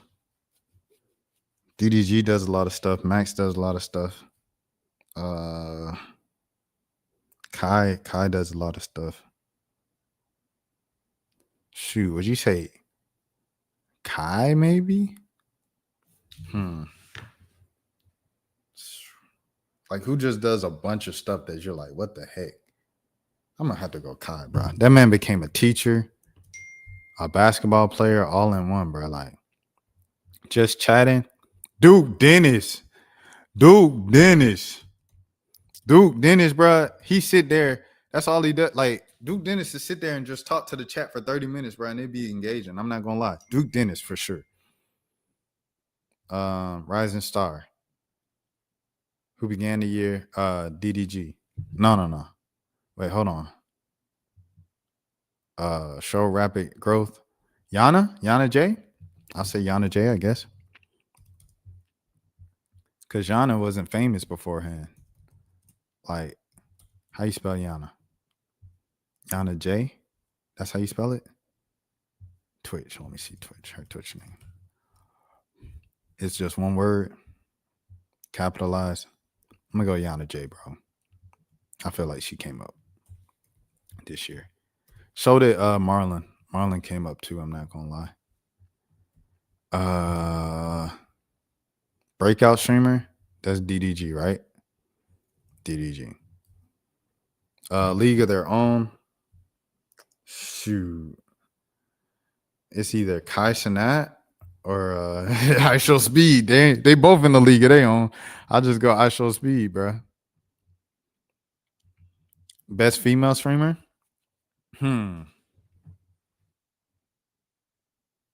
Who's the best female streamer, bro?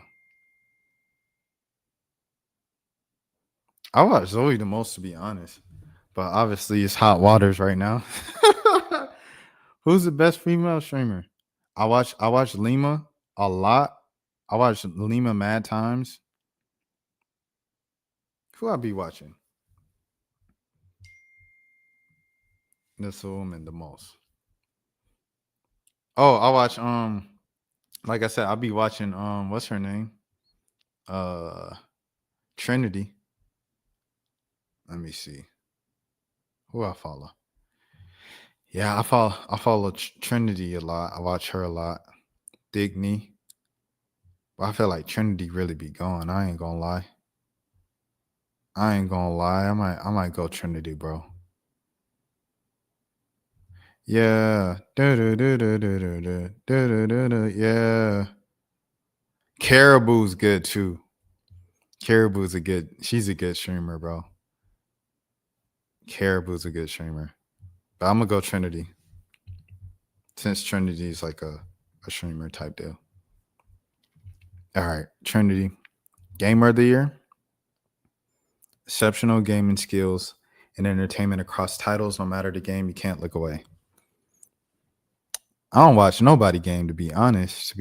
Lima. I'll be watching Lima game. I'm not gonna lie to you. And I don't even watch gamers, but she kind of makes it entertaining because it's like so overstimulating. Like it's like, if they donate, she's like, oh, we got another 5 gifted. And she got bubbles and she do a lot, bro. So I'll go Miss Lima Lee, bro. Lima Lee. Streamer of the year, I Shall Speed, bro. About to submit. It's been submitted, solidified.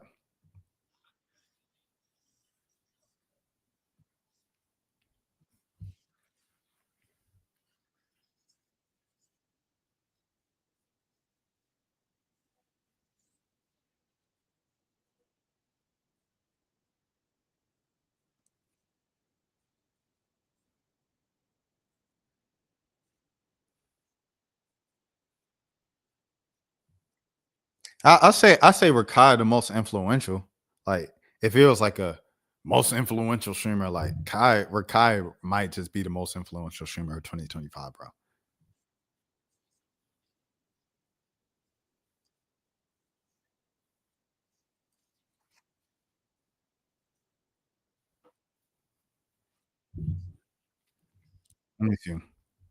Let me see. Adapt 1.7 hour stream. Tell me who really deserves it. He streams once a week. Adapt literally had 30K subs. How is he a breakout streamer? It's like Rakai, Marlon, Arky, Tota, Reggie. For being tap dancer and Mafiathon, yikes. Cuff him, baby. Now Rakai was around Mafiathon too. Plus, he came around the biggest streamer in the world that put him on for literally 2 whole Mafiathons. Marlon literally came out the blue, and that's how everybody knew him. Marlon got the FaZe cosign. What are you talking about? That's crazy. Marlon literally came up from FaZe, bro. Them Kai payrolls be hidden. That's funny. How come it's rigged? It's a fan vote. Or Kai doesn't even have a fan base. It's Kai's fan base. If this guy doesn't win, then it's rigged. Breakout streamer is crazy for speed. he been lit for like 2021. Marlon for the W. Agent so unaware of the streaming industry, he only thinks about people around him. Facts. Like me. Like most of the people I said, I ain't even say dang, I ain't gonna lie. What did Kason was asking for? Dang, because Kason should get an award, bro, for his role play. See, I don't even think I voted on role play. I should have voted Kason. My bad, Kason. Kason deserves it, bro. For DJing, he deserves it. I'm not gonna lie. The DJing sets and stuff like that, like Beyond Mafia, he was doing the DJing on like the Monica Pier and everything like that. Like Kason deserves it for sure. He deserves an award for something for the DJing. Let me wipe us off. We going here. All right, we've crossed the 2-hour mark. Next thing next. What's the next thing next that I had? Streamer of the year. Was kind of asking for something. Let me see. You have until November 12th to vote for Kai as your streamer of the year. And there it is. Okay.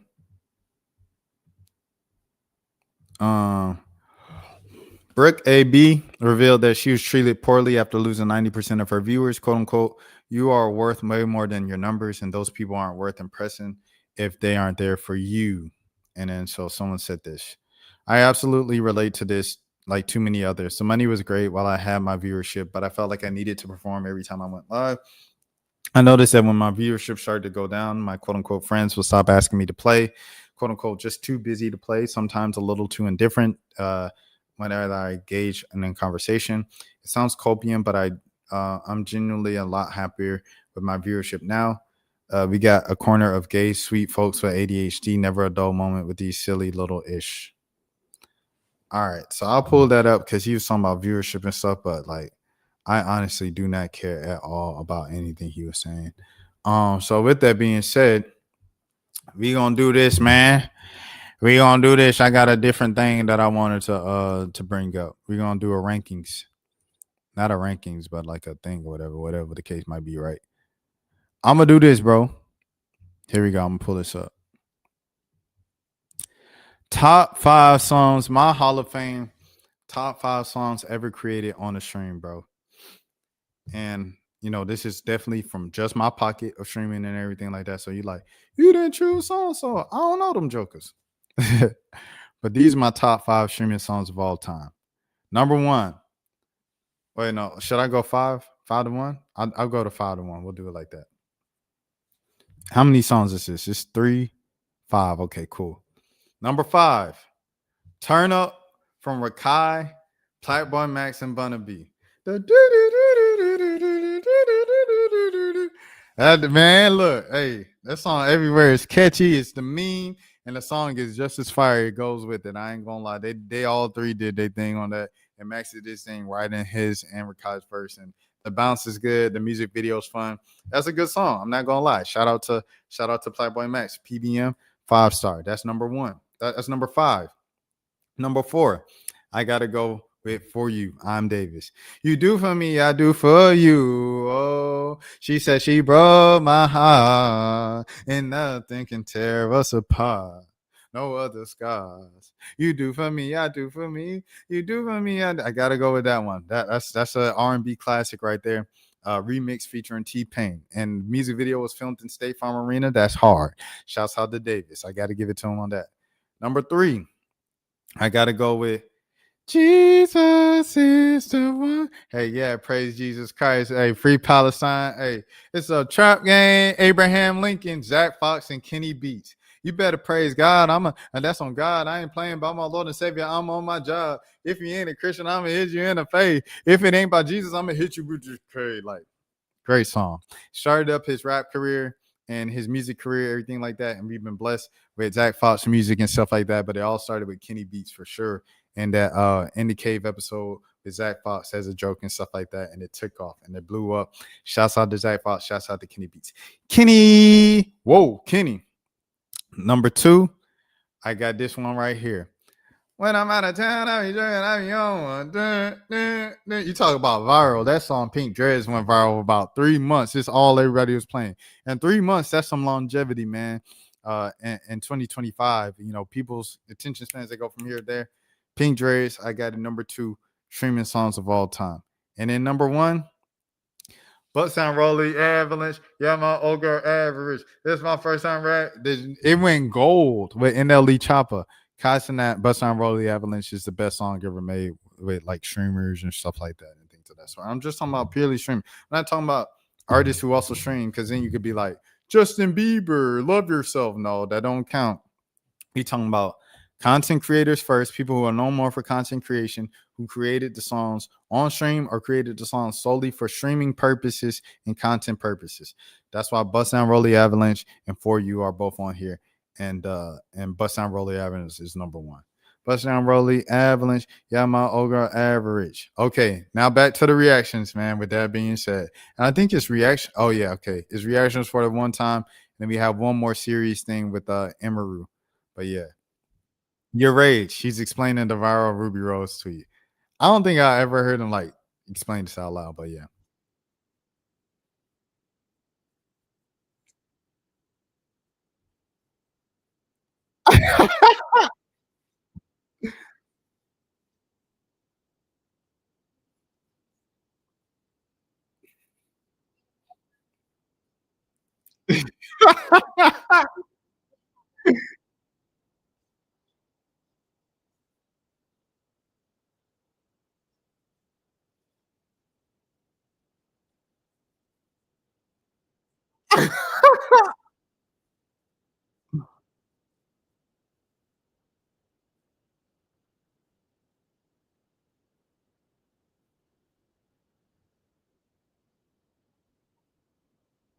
You talk about influential. Rage is influential, bro. Remember when ratio was a thing? Oh, it was the most insufferable thing on the internet. He did ratio. Rage is responsible for GAT, and he's responsible for the Ruby Rose thing. Like Rage is influential for sure.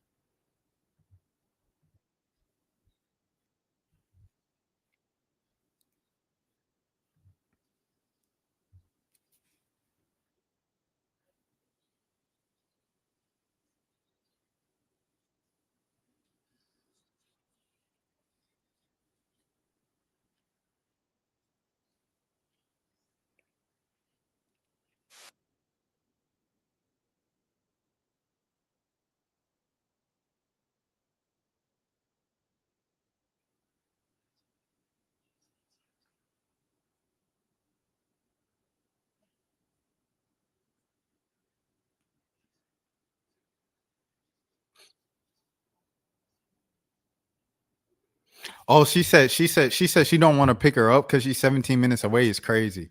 Nah, stay with that girl, man.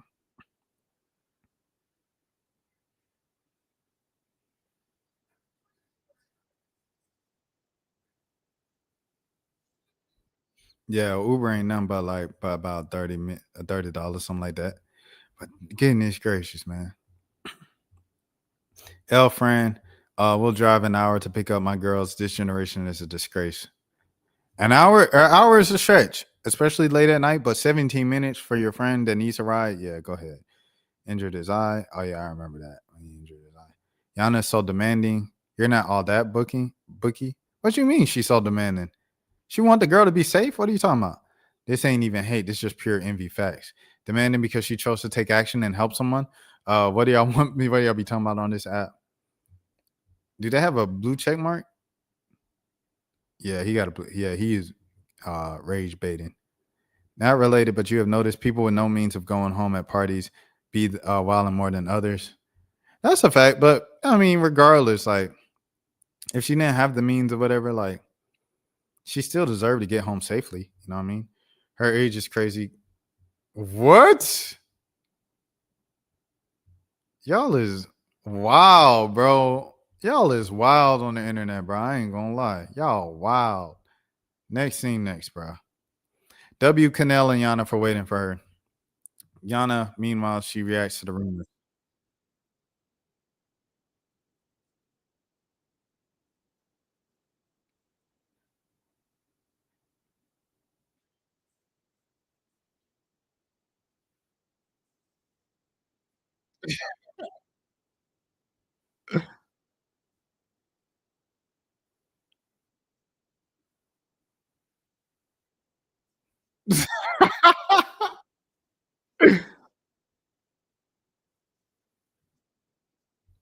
Nah. Yana is funny. I ain't gonna lie. Yana's funny. All right. Next, D-Lu. W. D-Lu. My brother. Shout out to Complex Con. Complex Con invited me out to cover the event and stuff like that this year. Obviously, I had other obligations and things of that sort, so I couldn't come out to Vegas to Complex Con and things of that nature. But shout out to Complex Con. It looked lit this year. De'Erica Hamby was there with Jordan Brand. Lil Yachty was there. He performed. And Playboy Max had his own booth. Ray was out there performing, like playing the influencers game and stuff like that. Shouts out to Complex Con. All my people, Jordan Rose, Speedy, all those folks for sure.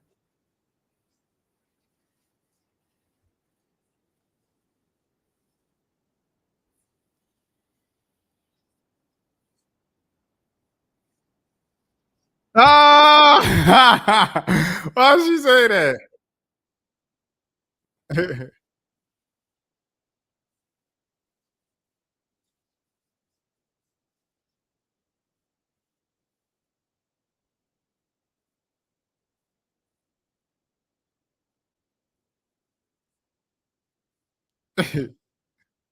Shout out Xavier. Shout out Xavier So Base for sure.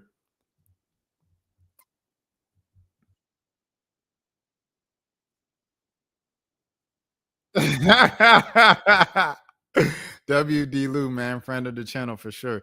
It's nice seeing him come up and keep coming up and stuff like that. Shout out to Complex Con, man. Tapping in with the influencers and the streamers this year. T.O.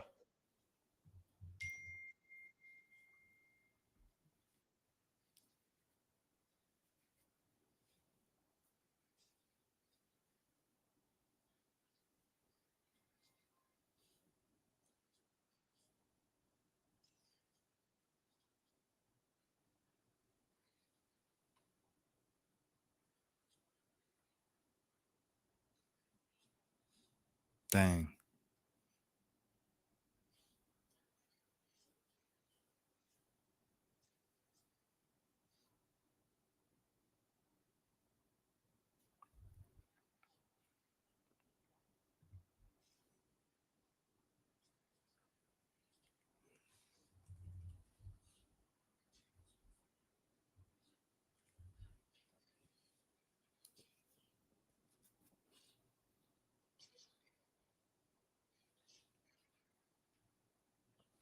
That's real. Like, salute to T.O. Mental health is real and stuff like that. At the same time, like, you ain't need no content house to work, bro. I feel like if you need like motivation to work, you ain't really want to work. That's how I feel. I ain't gonna lie.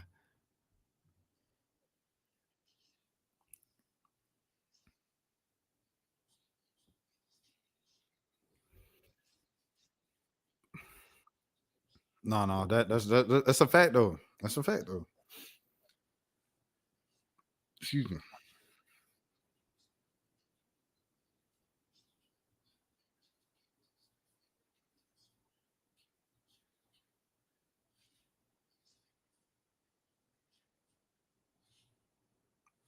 Life is difficult.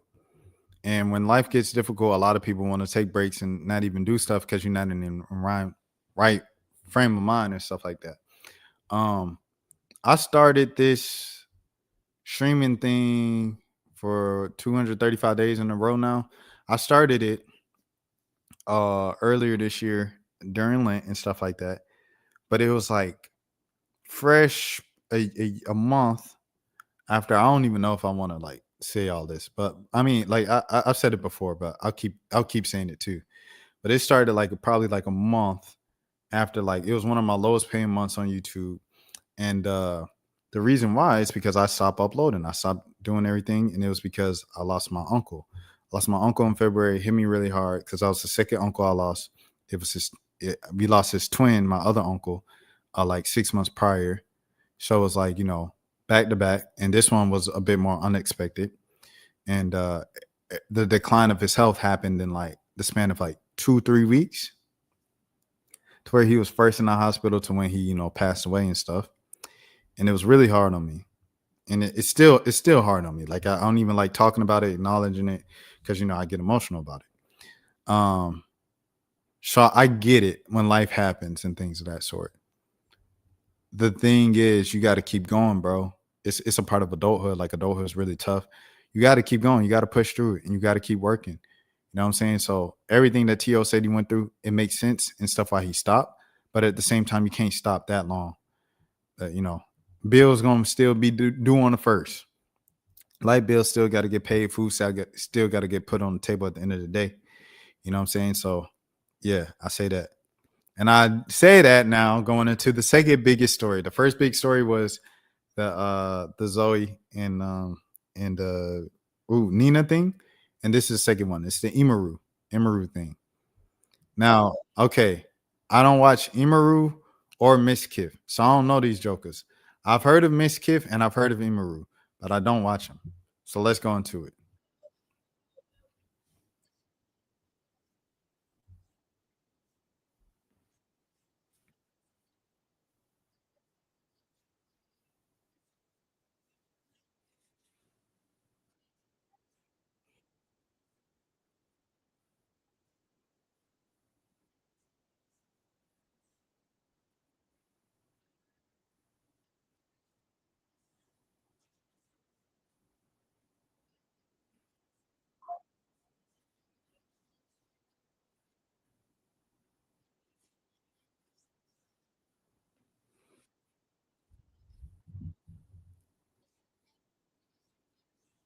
Oh, okay.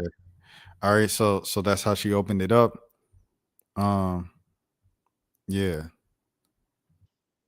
And then I seen this clip. I said, bro, what? I seen this clip. I said, bro, what is going on? Is this Mr. Beast?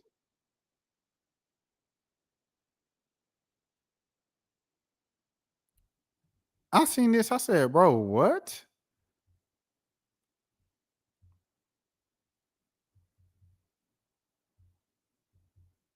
All that clout, baby. Even what is this? Why this occur? Like, I don't get it. Like, that's crazy, bro. That's crazy, man. All right. So yeah, that was something that came up, and then let's keep going.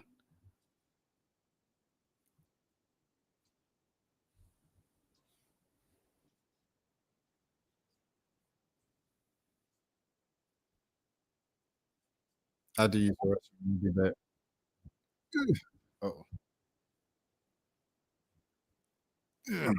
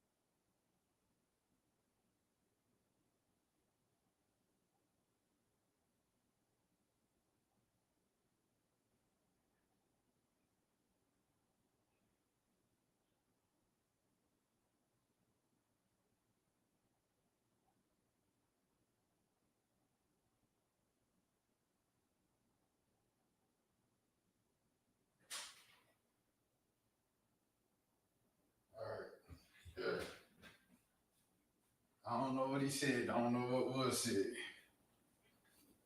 All right, bet. Ugh. Shot. I don't know the sound. The sound of the videos coming through. Oh my gosh, bro. Oh my goodness, dog.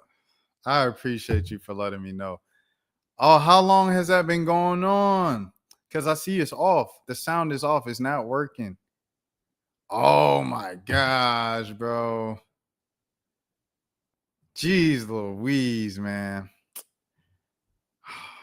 That probably happened for like the last 30 minutes too. Thank you for saying something. I don't know if it was up for this TO thing I was talking for like 30 minutes over.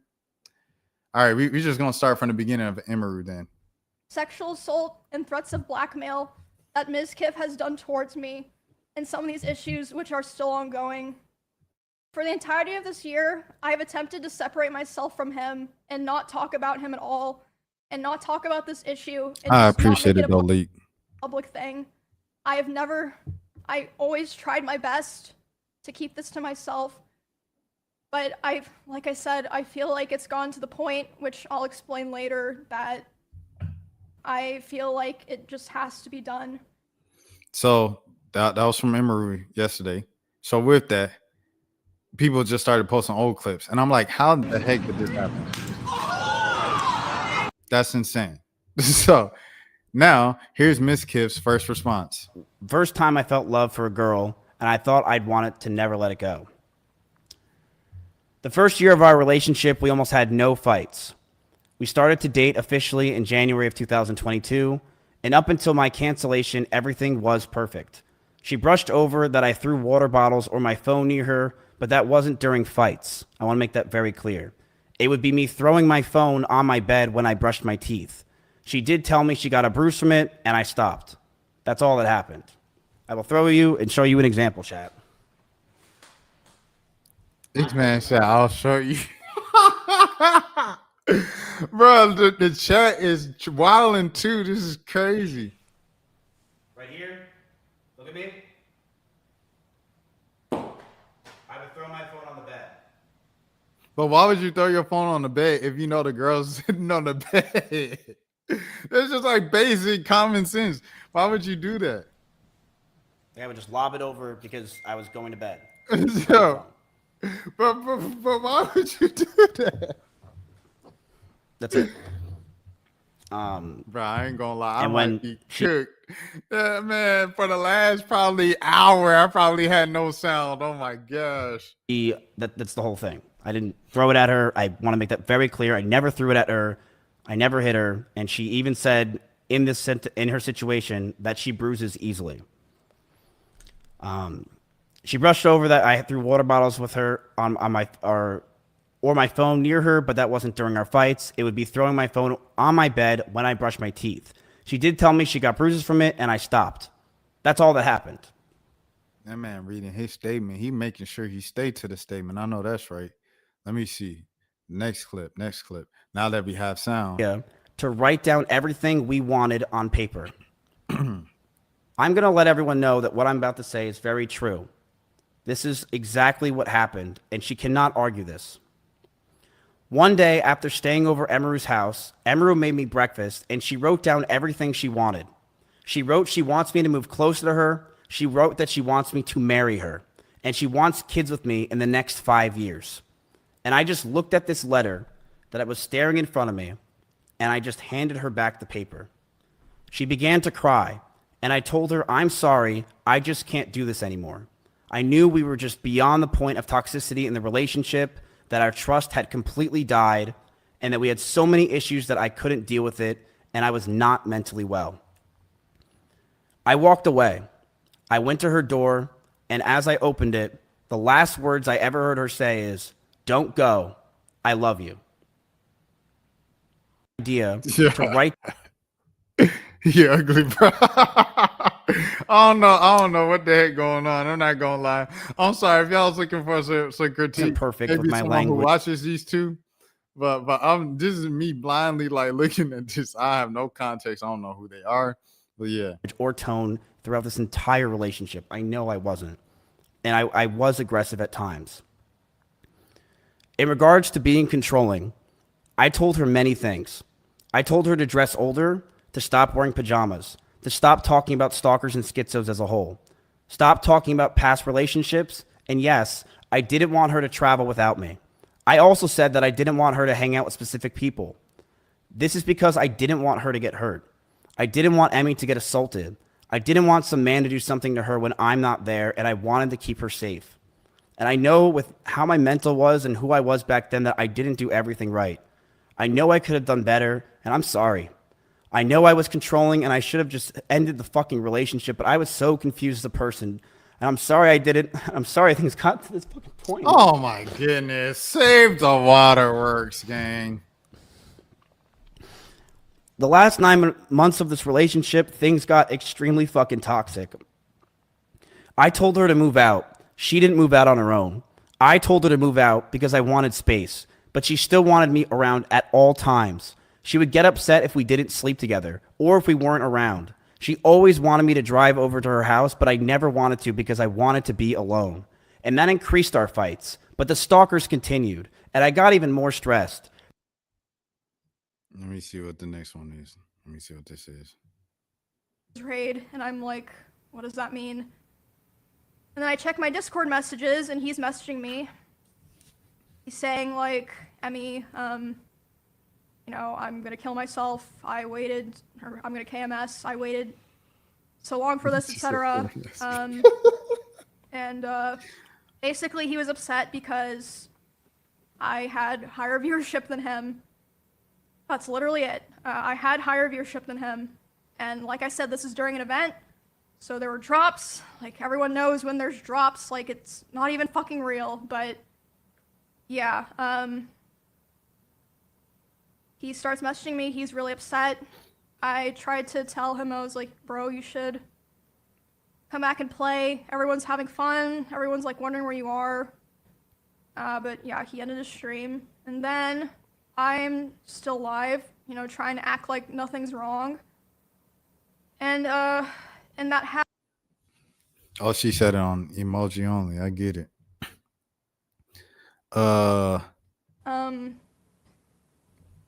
Today, I'm finally going to be opening up about Ms. Kip has done to keep this to myself. Okay. We saw this.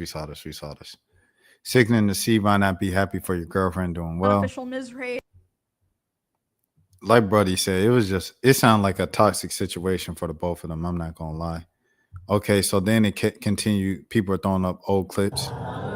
We weren't even dating, dumbass. Well, of course, bro. Queen Emiru's not dating someone like you. By the fucking gods. Hell no. They are kicking this man. God, no. Jesus, no. He's actually so Hell mad. no. He's Oh my God, so look at mad. that. Look at his face. Look how you looked at. Look. So mad. He's so mad. By the gods. Oh, that one cut deep, miss. By the yummy shit. Man, what? Hell no. Hell no. Just like scandal after scandal. Don't even say that word. Yo, he's like, if these cameras were on right now, I'll call y'all right now. I'll fucking call y'all. Take Emiru to the gun range. Successful rage bait by Arky and them boys, man. Wow. That is wow. I was not expecting this today. Miss Kip, your time has come. It's actually came a few times now. Somehow You're playing baseball, 3 strikes, you're out. Yeah, like. Can we get this nigga the fuck out of here, bro? Like, come on, bro. Like, it's just over with, bro. Just send him to the insane asylum. Do whatever the fuck you need to do. Put him in the box. Put him in the hole. It's over with, bro. Nigga's a fucking freak. Are we good? Like. All right, so that's shout out to Rage. Thank you, Rage, for bringing it. Oh, Emily CC. For years, my Twitch stream, I have stated I have one bad experience with one Twitch streamer within my 9 years of streaming, and they finally being exposed for being a terrible human being. Emily CC is really cool, bro. She really cool. So to bother her, you have to be some type of I think bad person. I ain't gonna lie. Allegedly. More evidence. Let's see what this is. Oh, snap. What the heck? One of the reasons Byron offed himself was because he was jealous of me. Miss Kip, 2025. I was cordial during the live stream when you asked to come. Oh my gosh, where you asked to come over and collab just to save you some public shame. And my plan was for you to ask you out to lunch for a serious talk. I have messages with Emiru approving this plan, although doubtful. it wasn't completely hopeless. I needed to see for myself since I've seen Miss Kiff as a friend too. I had known about your terrible treatment to others and wanted to know if you felt any remorse or essentially could be changed, but you went live anyways without my consent. I ended up letting you down there too, but after the stream, I offered some time to talk, which you agreed. Miss Kiff came over to my place and we talked for around 3 hours, going in circles about his mistreatment in the scene. I do my best to incite a possible path of reflection, but ultimately to no avail. The man was convinced he had done no wrong and everyone was out to get him. I gave you a chance to come clean about yourself.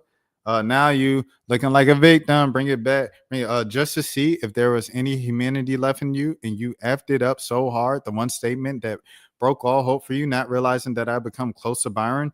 Not once during the time that I talked to him every single day leading up to the tragedy had he ever mentioned your name. Ooh. Once I angrily confronted you and showed you the proof to our friendship, you quickly tried to change the subject after saying, well, he was. I've been holding on to this stuff statement for some time now, waiting for the right moment when Emiru decided to come out with everything. You are an ish human, Wiz. You are not a victim, but you create them. We got on the right track when you finally mentioned mood swings, but quickly after admitting that, you go back to your pity party narrative. Isn't that what mood swings are? But that's besides the point. And I honestly was just done. My stubborn grandmother had shown more ability to self-reflect than you, and I've been listening to you talking only a victim tongue. Don't ever mention Byron again to further push to further any of your sick narratives of yours either. Yikes. Don't you ever forget it. Ooh, this is getting crazy. They exposing that man. Senna. Oh, hold on. We lost audio. I'm gonna pick it up this time as it goes. Oh, Lord knows how long, man. And look, and the webcam done froze.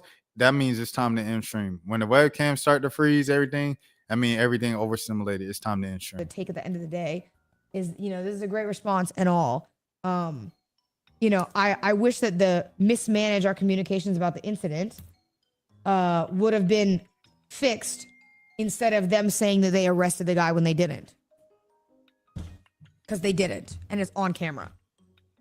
So I just don't understand, if Twitch is a company, how the levels of PR that it went through in order to get to that point, if they have such a PR team, and I know that they do because I've seen how their stuff works a little bit behind the scenes, how that statement even made it to the public and was so mismanaged if it wasn't true.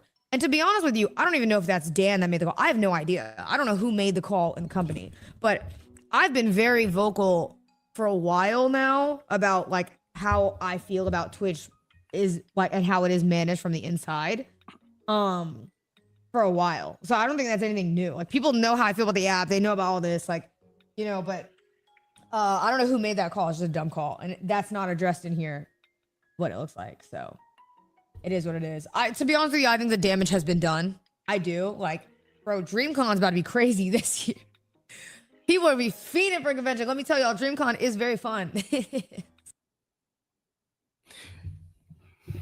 Shout out to DreamCon. I ain't even going, you know what I mean? Nah, I mean, regrets.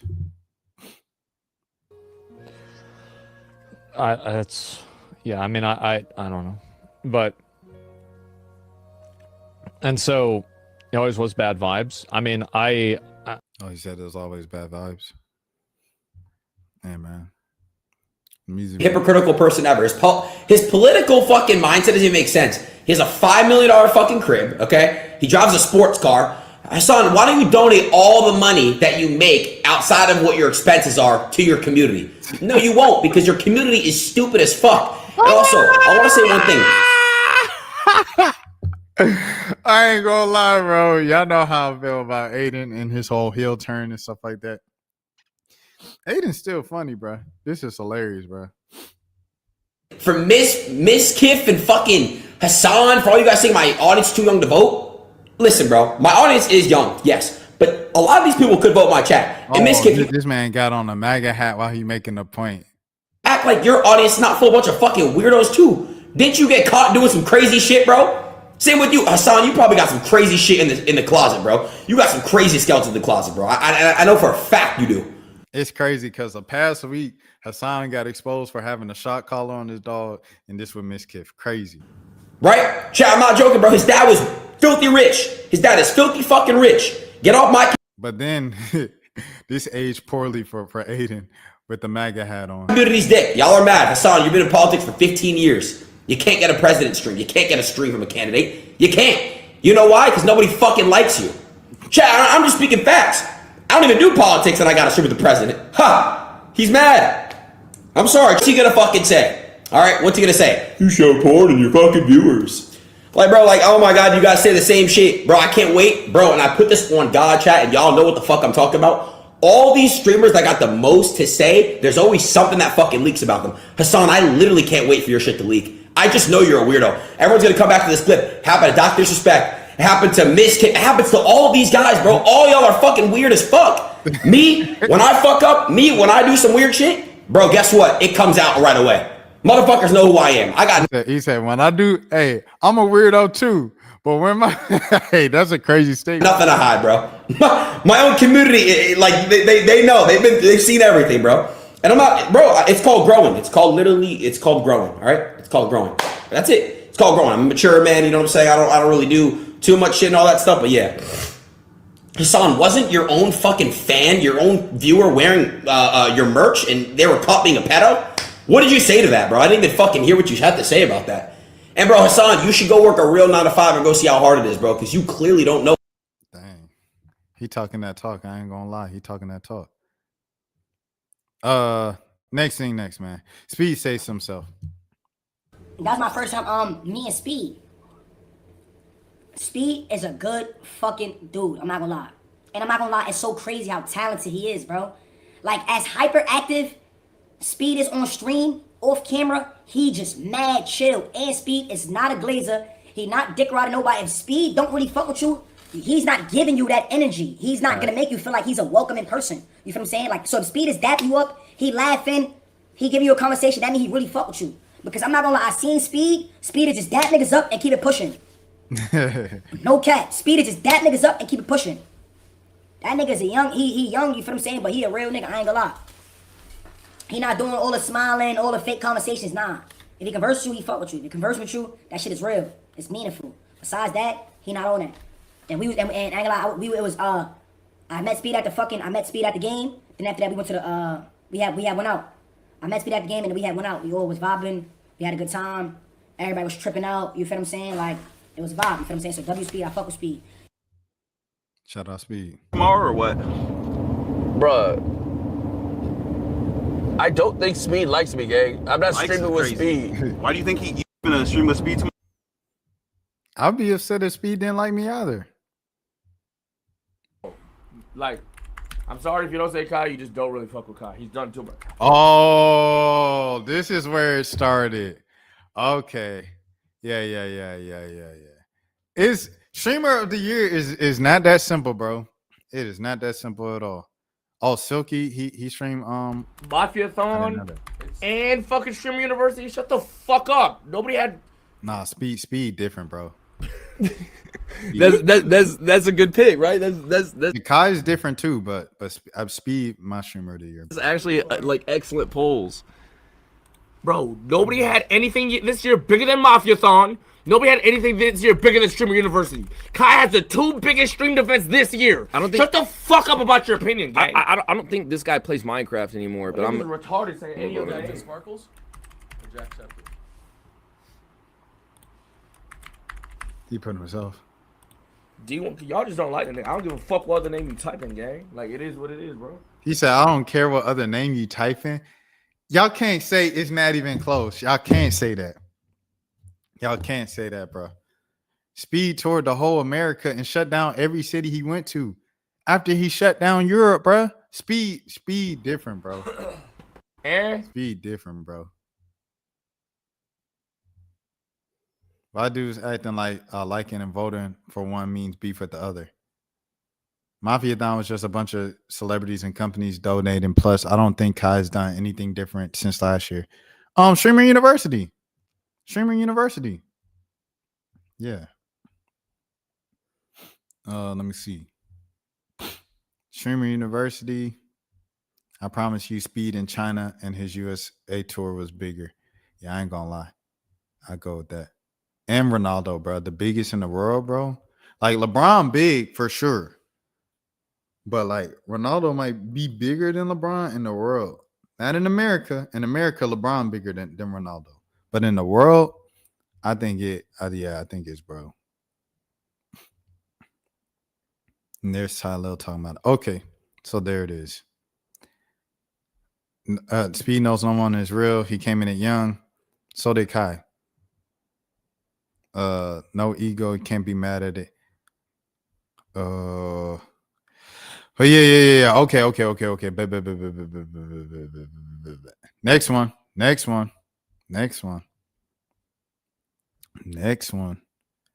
Trap Lord Ross meets Central C. I have so much going on, and it's already 3 hours. I'm gonna have to split this up. Y'all not from the same like 3-4 days of like links in my notes. I don't know where No, what's good, man? How are you? Joe. You're in the craziest place, man. What's good? going on, man? You know what's funny? I'm just talking to Sense. I said, yo, Trap Lord Ross got to be like the DJ Vlad of the UK, man. I'm like, yo, they probably looking at you like, bruh. Hey, we got to try and squash the beef, man. I don't know if it's possible. He don't got no beef with you. Squash the beef, man. Can we squash the beef, or is it? Never had beef, man. Are you sure? Never had beef. Come on, I appreciate you, bro. You know I said your album was the best UK album that was ever dropped. I heard you. No, he just say you gotta do a little bit more research. You say you're not the facts ain't there yet. Hey, I need to get clued up, man. You need to fill in the gaps and let me know what I missed. No, he's not gonna fill in the gaps. That's the point. No, well, you know, I said you do me a favor. Oh, you said you do him a favor. Hey, look, I heard. Hey, this is what makes you be coming and speak like that. I mean, I thought I was just saying what's up. You just saying what's up. Nah, he good. Just saying what's up. How is it? It's like that. Get the fuck out of the booth, bro. It's good. Get out, bro. Relax, man. Go outside the booth, and I'll come outside and I'll talk to you outside the booth. Get out of the booth. Is that what it is? Get yourself out of the booth. Good, man. Take him out of the booth, bro. Because I ain't got nothing. Take him out, okay? I'm hollering you. Take the guy out of the booth, bro. Bro, you're out of my booth, bro. You with him? Let him go. Go, bro. Go, leave him, bro. Get out of my booth, bro. Get out of my booth. Hurry up, bro. Hey, good to see you, man. Huh? You see me. You chill. I make the music. Yeah. I run a business, so I can watch things from a different standpoint. But you see when Remo was popping. you see certain people, obviously, yeah, you do the same thing. Yeah, so it's a similar thing. I know them vibes, you know. It's like when you're speaking about whatever you're speaking about, you're not. Is he trying to say academics is better than Trap Lord Ross?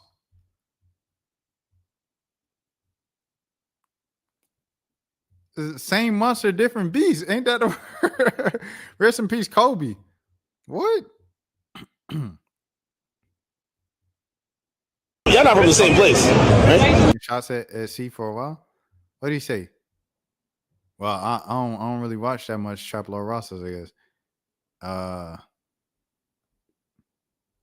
don't know. All right. Begging it with him. I don't get it. I don't get it. Academics interviews Ray. W. Ray. Deadass, yo. Wait, so you really from like North Korea and shit? What the fuck? Taiwan.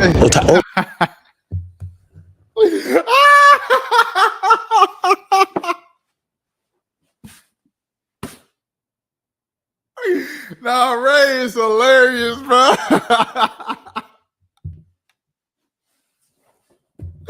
Ray is hilarious, bro. Nah, Ray might be one of the funniest people, bro, I've ever seen.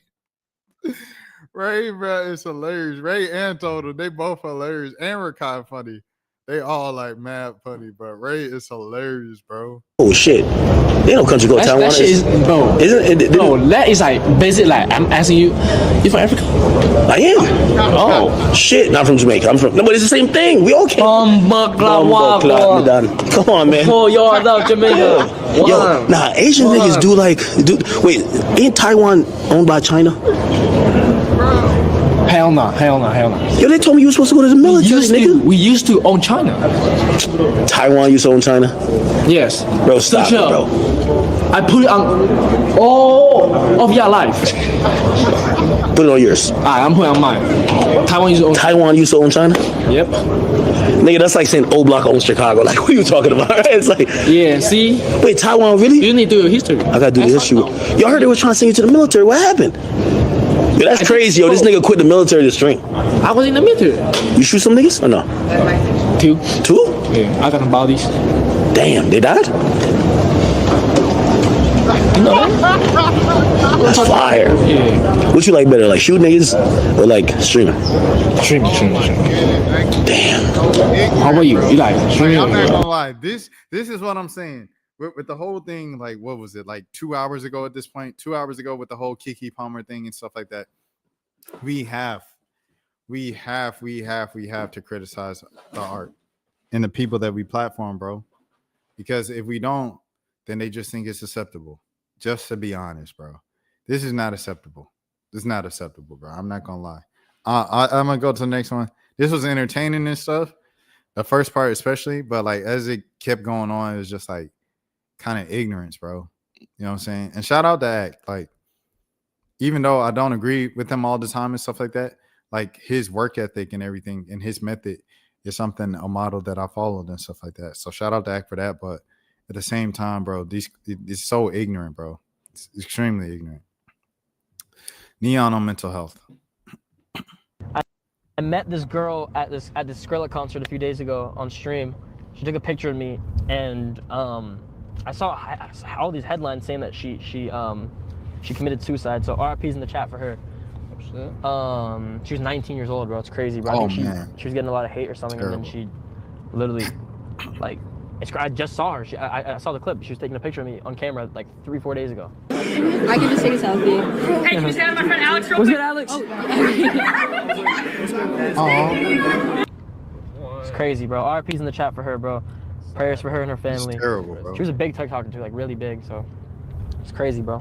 Chat. If you ever are not mentally right, if you're ever dealing with something, reach out, talk to people. Don't hold it in, because if you hold it in, it's just gonna eat you alive. Dang. That's something I've dealt with a lot in the past, few months, past year, and I kept it inside. And obviously, I'd never commit suicide, but I was very sad and stuff. So, because I don't talk to people. So, talk to someone.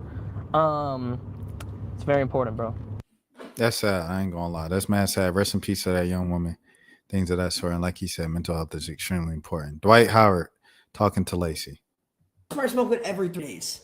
Damn. Smoking what? Weed. Cap, bro. I swear.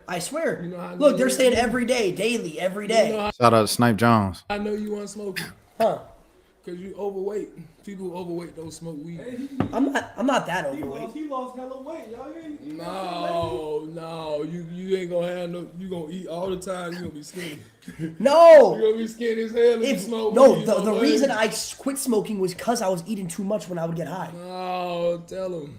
I'm serious. You should have lost like 300 pounds when you was on that. 300. Wait, you're supposed to lose weight if you smoke? You gain weight. That means you been eating, my bad. I start smoking every 3 days. Damn. Smoking what? He said smoking what? Okay. Ron and Lacey say they're leaving FaZe. Let's see. For those of you wondering, yes, Ron did leave FaZe. He did. And because of that, I'm following in his footsteps, and me and Ron are starting our own org. Oh yeah, he's not even serious. LR, Lacey Ron. He's not even serious. He can't even keep a straight And face. basically, we're quitting streaming, and it's going to be an OnlyFans org. All me and Ron are going to do, we're not going to stream anymore. We're just going to post videos of me and Ron having hot, sweaty sex. All right, okay. Okay? All right. Okay. All right, next. Ruler allegations. I took the dermals out because y'all thought that I was gay. That is why I do not have dermals. They think that I'm gay. And it's not about what y'all think, but if y'all are pressing the issue and trying to like just say what my sexuality is and make me literally seem as if I'm something that I'm not. I've never identified as anything a part of the LGBTQ community. So out of respect for them, stop false claiming people for the LGBTQ. Y'all be Really kind of look like Keke from Nancy Classified School Survivor Guide. false claiming. Y'all throwing up y'all shit for people they not even in the gang. They not even in the gang. How you ripping for somebody that never said that they wanted to join? How you gonna rip for somebody else? You gonna force somebody to rep for you, cuz? Are you serious? Do you see what I'm saying? Do y'all see what I'm saying though?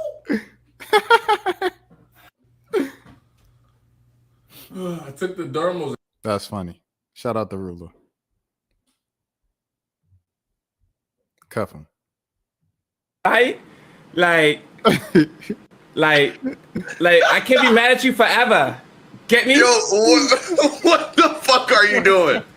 What are you doing, Let's bro? get sturdy, nigga. Come on. Like old times. Let's get sturdy, nigga. Bro, you're actually fucking schizo. What are you doing? What the fuck? Hey, nigga. Hey, what am my mother invited you to mafia thing? Why you pop out, yo? No, hold on. Is it Power Hour? Nigga, it's about to be Power Hour. Oh, yeah? no. So after every 5 subs, that's how dirty. Bruce and Kai never making up again, bro. He's still dissing Kai. They never make it up. The shout get. You get what I'm saying?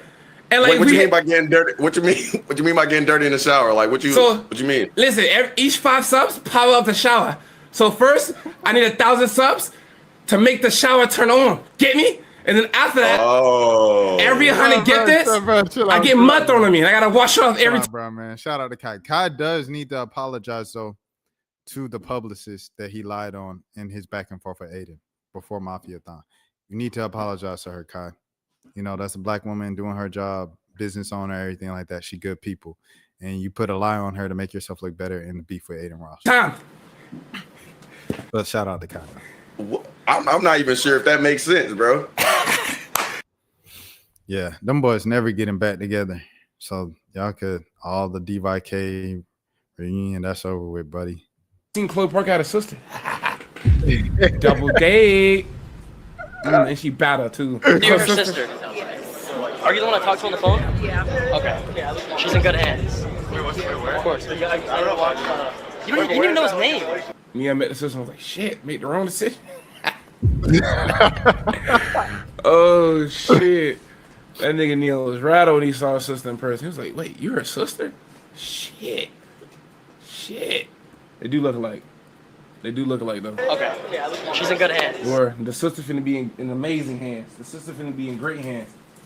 She need a PC? She ever been on a stream before? What rapper she fuck with? What's her rapper past, nigga? You know what I'm saying? When you see girls like this, you gotta ask some shit like that. This man Cuffham is stupid, bro. All right, what's the next thing? Now, coming clean politically, I don't know if you guys know much about me. I share probably a decent amount of politics with Hassan. Not everything. I'm not a socialist. I like making money. I'm a fucking CEO here. But, you know, some other maybe more social issues, sure. I'm also not even friends with Hassan. Legitimately, I'm not. He's not someone that I invite to like my birthday or things like that. He's someone I've done streams with, and I think they were fun. He's a streamer friend is the group I call. But we're not boys. My boys are fucking Slime, Aiden, Nick, the people that I hang out with actually on a week-to-week basis. When I retire, I will never speak to 95% of the streamers I collab with again. Hassan is part of that group. That's a fact. This is just the reality of life. Okay? Connor, I'm an actual friend with. Connor, I would actually speak with after. But most streamers, I wouldn't. It's just true. They wouldn't go to my funeral. I wouldn't go to their funeral. We would never speak again. The same thing that you would experience if you ever worked like a job and then retired from said job or moved on to a different job. I ain't never been to like a coworker's funeral or something. Like that's crazy, bro. I don't know. I feel like when people say stuff like that, like it's a bit extreme. I'm not gonna lie. It's a bit extreme. Like I'm not, you know what I'm saying? I'm not friends or like family with my coworkers, but I'm not like freezing them out all the way. Hold on, the camera got frozen. Let me it's still frozen. That means everything's overstimulated. I have to find, is like OBS good for like 4-hour streams or whatever? Because like when I get to like say 4-hour streams, I'm gonna need it to hold up for 4 hours. After 2.5 hours on StreamYard, it just start glitching and freezing and da da da da, and sometimes the audio doesn't come through, and so I have to definitely, I might be looking to switch up my my place. Let me see.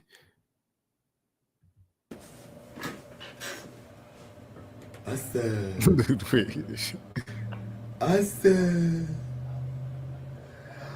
what up, bro? You the toughest, loving. Nah, you the one. You really did that. Nah. Damn, lovely.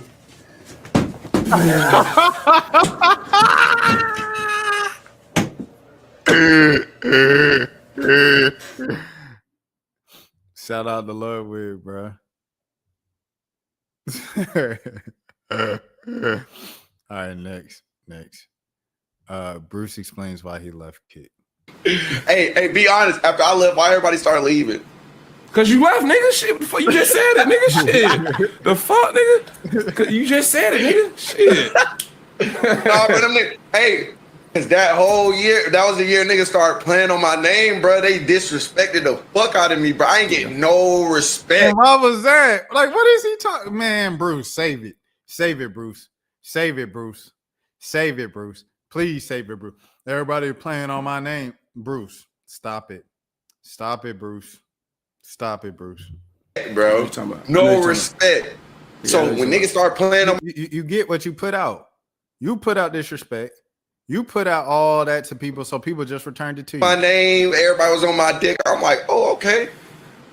Okay, bet. Oh, you know what I'm saying? Let me show y'all niggas. You know what I'm saying? Let me show y'all. Because after I got on Kit, nigga, XQC came, Your Rage came, everybody came, nigga. You feel me? Nah, I was the only nigga on that bitch. No bots, twin. No bots. I ain't never hit up Keeney and tell that nigga to add bots to my shit. I'm already knowing on God. I'm already knowing. I swear to God. So niggas will screenshot my shit, make me look bad, and then made them like, oh, like, what are we? You know what I'm saying? Like, you have this amount of viewers, and I'm like, all right, cool. The whole game. This is the first time I seen like Cuff him like act normal. Let me see. It's Chris Davis. Let me see what this is. Oh! Yo, what happened? Shout out Chris. Shout out Davis, friends of the channel. Oh my gosh. Oh my God. Yo, what happened to your face? Yo, what happened to your face? I ain't gonna lie. Shit. What happened to his face? Bro, chill, bro. You know the most. I ain't gonna lie. What happened to it? I ain't gonna lie, bro. Like, bro, niggas is normal old me, bro. I ain't gonna lie, gang. I'm gonna be one of those front forward friends. You need to hit the gym, gang. I don't know if you need to hit the gym. I don't know if you just ugly. I don't know if you just bald. I don't know what it is, gang. But something's not right, bro. See what I mean? Other niggas just disrespecting me. That's what I'm saying. More people got to be like Bunna B, bro. Smiling, bro. Positive. I got you vision, man. Y'all ain't gonna like gang. You're chopped. I'm chopped. As fuck. Boy, I look good as fuck, boy. I look good as fuck. Yes, I do. No, the fuck you don't. I look good as fuck, No, you don't. bro. No, you don't. I look good as fuck. Yo, I look good as fuck. I look good as fuck, bro. I look good as fuck. Look what's up, Navarri. Yo, hey, motherfucker said I was a cutie patootie in the motherfucking chat, nigga. Yeah, nigga. You ain't never got that, bitch. You ain't never got cutie patootie. Bro, niggas call me cutie patootie all this. No, the fuck they don't. No, they don't. No, they don't. That's so weird. Oh my gosh. God bless you, gang. W clip. W clip. You like an allergic reaction? I ain't gonna lie. Yeah. I ain't gonna lie, bro. I try to eat some I didn't know I was allergic to it. Nah, nigga, you try to get a hair transplant, nigga. You try to get a hair transplant. What That shit fucked up your face. Yo, chat. Wait, that's what it is. That this nigga trying to get a hair transplant.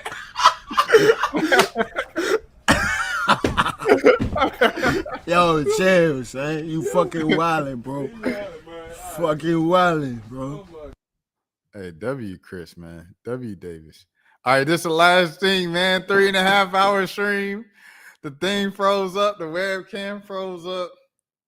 The audio was off for about an hour or so before Elite came in and said, hey, it's not working, Rashad. I appreciate that, Elite, once again. Last clip, man. And here we go. Shooting a shot at Violet Myers. Jay, nice. Hold on. It's 30-second clip. This is it. For this is it for the stream, man. Yo, what's good? I'm DJ. Nice to meet you. I be seeing you hella. I'm not gonna lie, you're very beautiful, by the way. I be beating my shit all the time to you. I'm not gonna lie, but right, that shit is lit. Bro. All right, bro. Not on a Sunday. Hell yeah. Nice to meet you, brother. Might be her future husband type shit, you know? Oh shit, my bad. Oh damn. Fuck. Oh shit, what's good? He going for the clip. I didn't know she had a nigga. Going wrong. See? What's good?